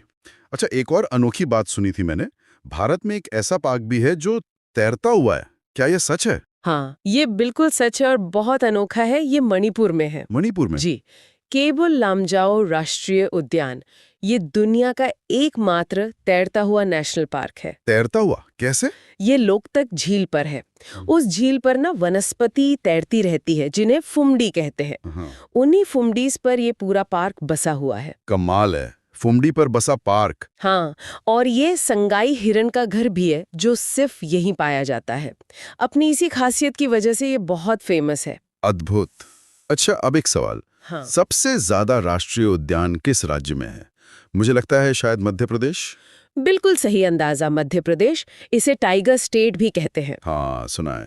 और यहाँ राष्ट्रीय उद्यानों की संख्या सबसे ज्यादा है, जैसे कान्हा, बांधवगढ़ तो बाघों के घनत्व के लिए, मतलब टाइगर डेंसिटी के लिए जाना जाता है। अच्छा। फिर पेंच है, पन्ना, सतपुड़ा, कई महत्वपूर्ण पार्क है मध्य प्रदेश में। और पास में ही राजस्थान है, वहां भी तो है टाइगर रिजर्व। हाँ, राजस्थान में रणथंभौर और सरिस्का, ये दोनों बाघों के लिए बहुत प्रसिद्ध हैं। रणथंभौर तो काफी फेमस है। जी, और राजस्थान का एक और बहुत महत्वपूर्ण पार्क है केवलादेव राष्ट्रीय उद्यान, जिसे पहले भरतपुर पक्षी विहार कहते थे। हाँ, पक्षियों के लिए। जी, खासकर प्रवासी पक्षियों के लिए, साइबेरियन क्रेन वगैरह के लिए तो ये एक स्वर्ग जैसा है। ओके, अब थोड़ा और उत्तर की ओर चलते हैं, ऊंचे पहाड़ों की तरफ, जम्मू कश्मीर और लद्दाख। हाँ, तो अब लद्दाख अलग केंद्र शासित प्रदेश है। वहाँ है हेमिस राष्ट्रीय उद्यान। हेमिस, ये भारत का सबसे बड़ा नेशनल पार्क है क्षेत्रफल के हिसाब से, और ये बर्फीले तेंदुए, मतलब स्नो लेपर्ड, के लिए बहुत मशहूर है। स्नो लेपर्ड, वो तो लद्दाख का राज्य पशु भी है शायद। बिल्कुल सही, स्नो लेपर्ड लद्दाख का राज्य पशु है और हेमिस उसका एक बड़ा गढ़ है। और जम्मू कश्मीर में? जम्मू कश्मीर में दाचीगाम राष्ट्रीय उद्यान है। ये खास तौर पर कश्मीरी हंगुल हिरन के लिए जाना जाता है। हंगुल, ओके। इसके अलावा किश्तवाड़ नेशनल पार्क है और सलीम अली नेशनल पार्क, जिसे सिटी फॉरेस्ट नेशनल पार्क भी कहते हैं, ये भी इसी क्षेत्र में है। वाह, बढ़िया। तो ये थे भारत के कुछ जाने माने राष्ट्रीय उद्यान और उनसे जुड़ी कुछ खास बातें जो परीक्षाओं के नजरिए से महत्वपूर्ण हो सकती हैं। हाँ, और ये न सिर्फ परीक्षाओं के लिए बल्कि ये जानने के लिए भी जरूरी है कि हमारे देश में कितनी अलग अलग तरह की भौगोलिक और पारिस्थितिकी स्थितियां हैं। सही बात है। और कैसे हमने अपनी इस अनोखी वन्य जीव विरासत को बचाने की कोशिश की है। इन पार्कों का संरक्षण में योगदान वाकई मतलब अमूल्य है। बिल्कुल। खैर, इतनी सारी बातें हुई, अब हम अपने श्रोताओं से भी जानना चाहेंगे, आपको इन सब जानकारियों में सबसे दिलचस्प क्या लगा, या कौन सा नेशनल पार्क आपको सबसे ज्यादा आकर्षित करता है, जिसके बारे में आप और जानना चाहेंगे। हाँ, जरूर बताएं। नीचे कमेंट्स में अपने विचार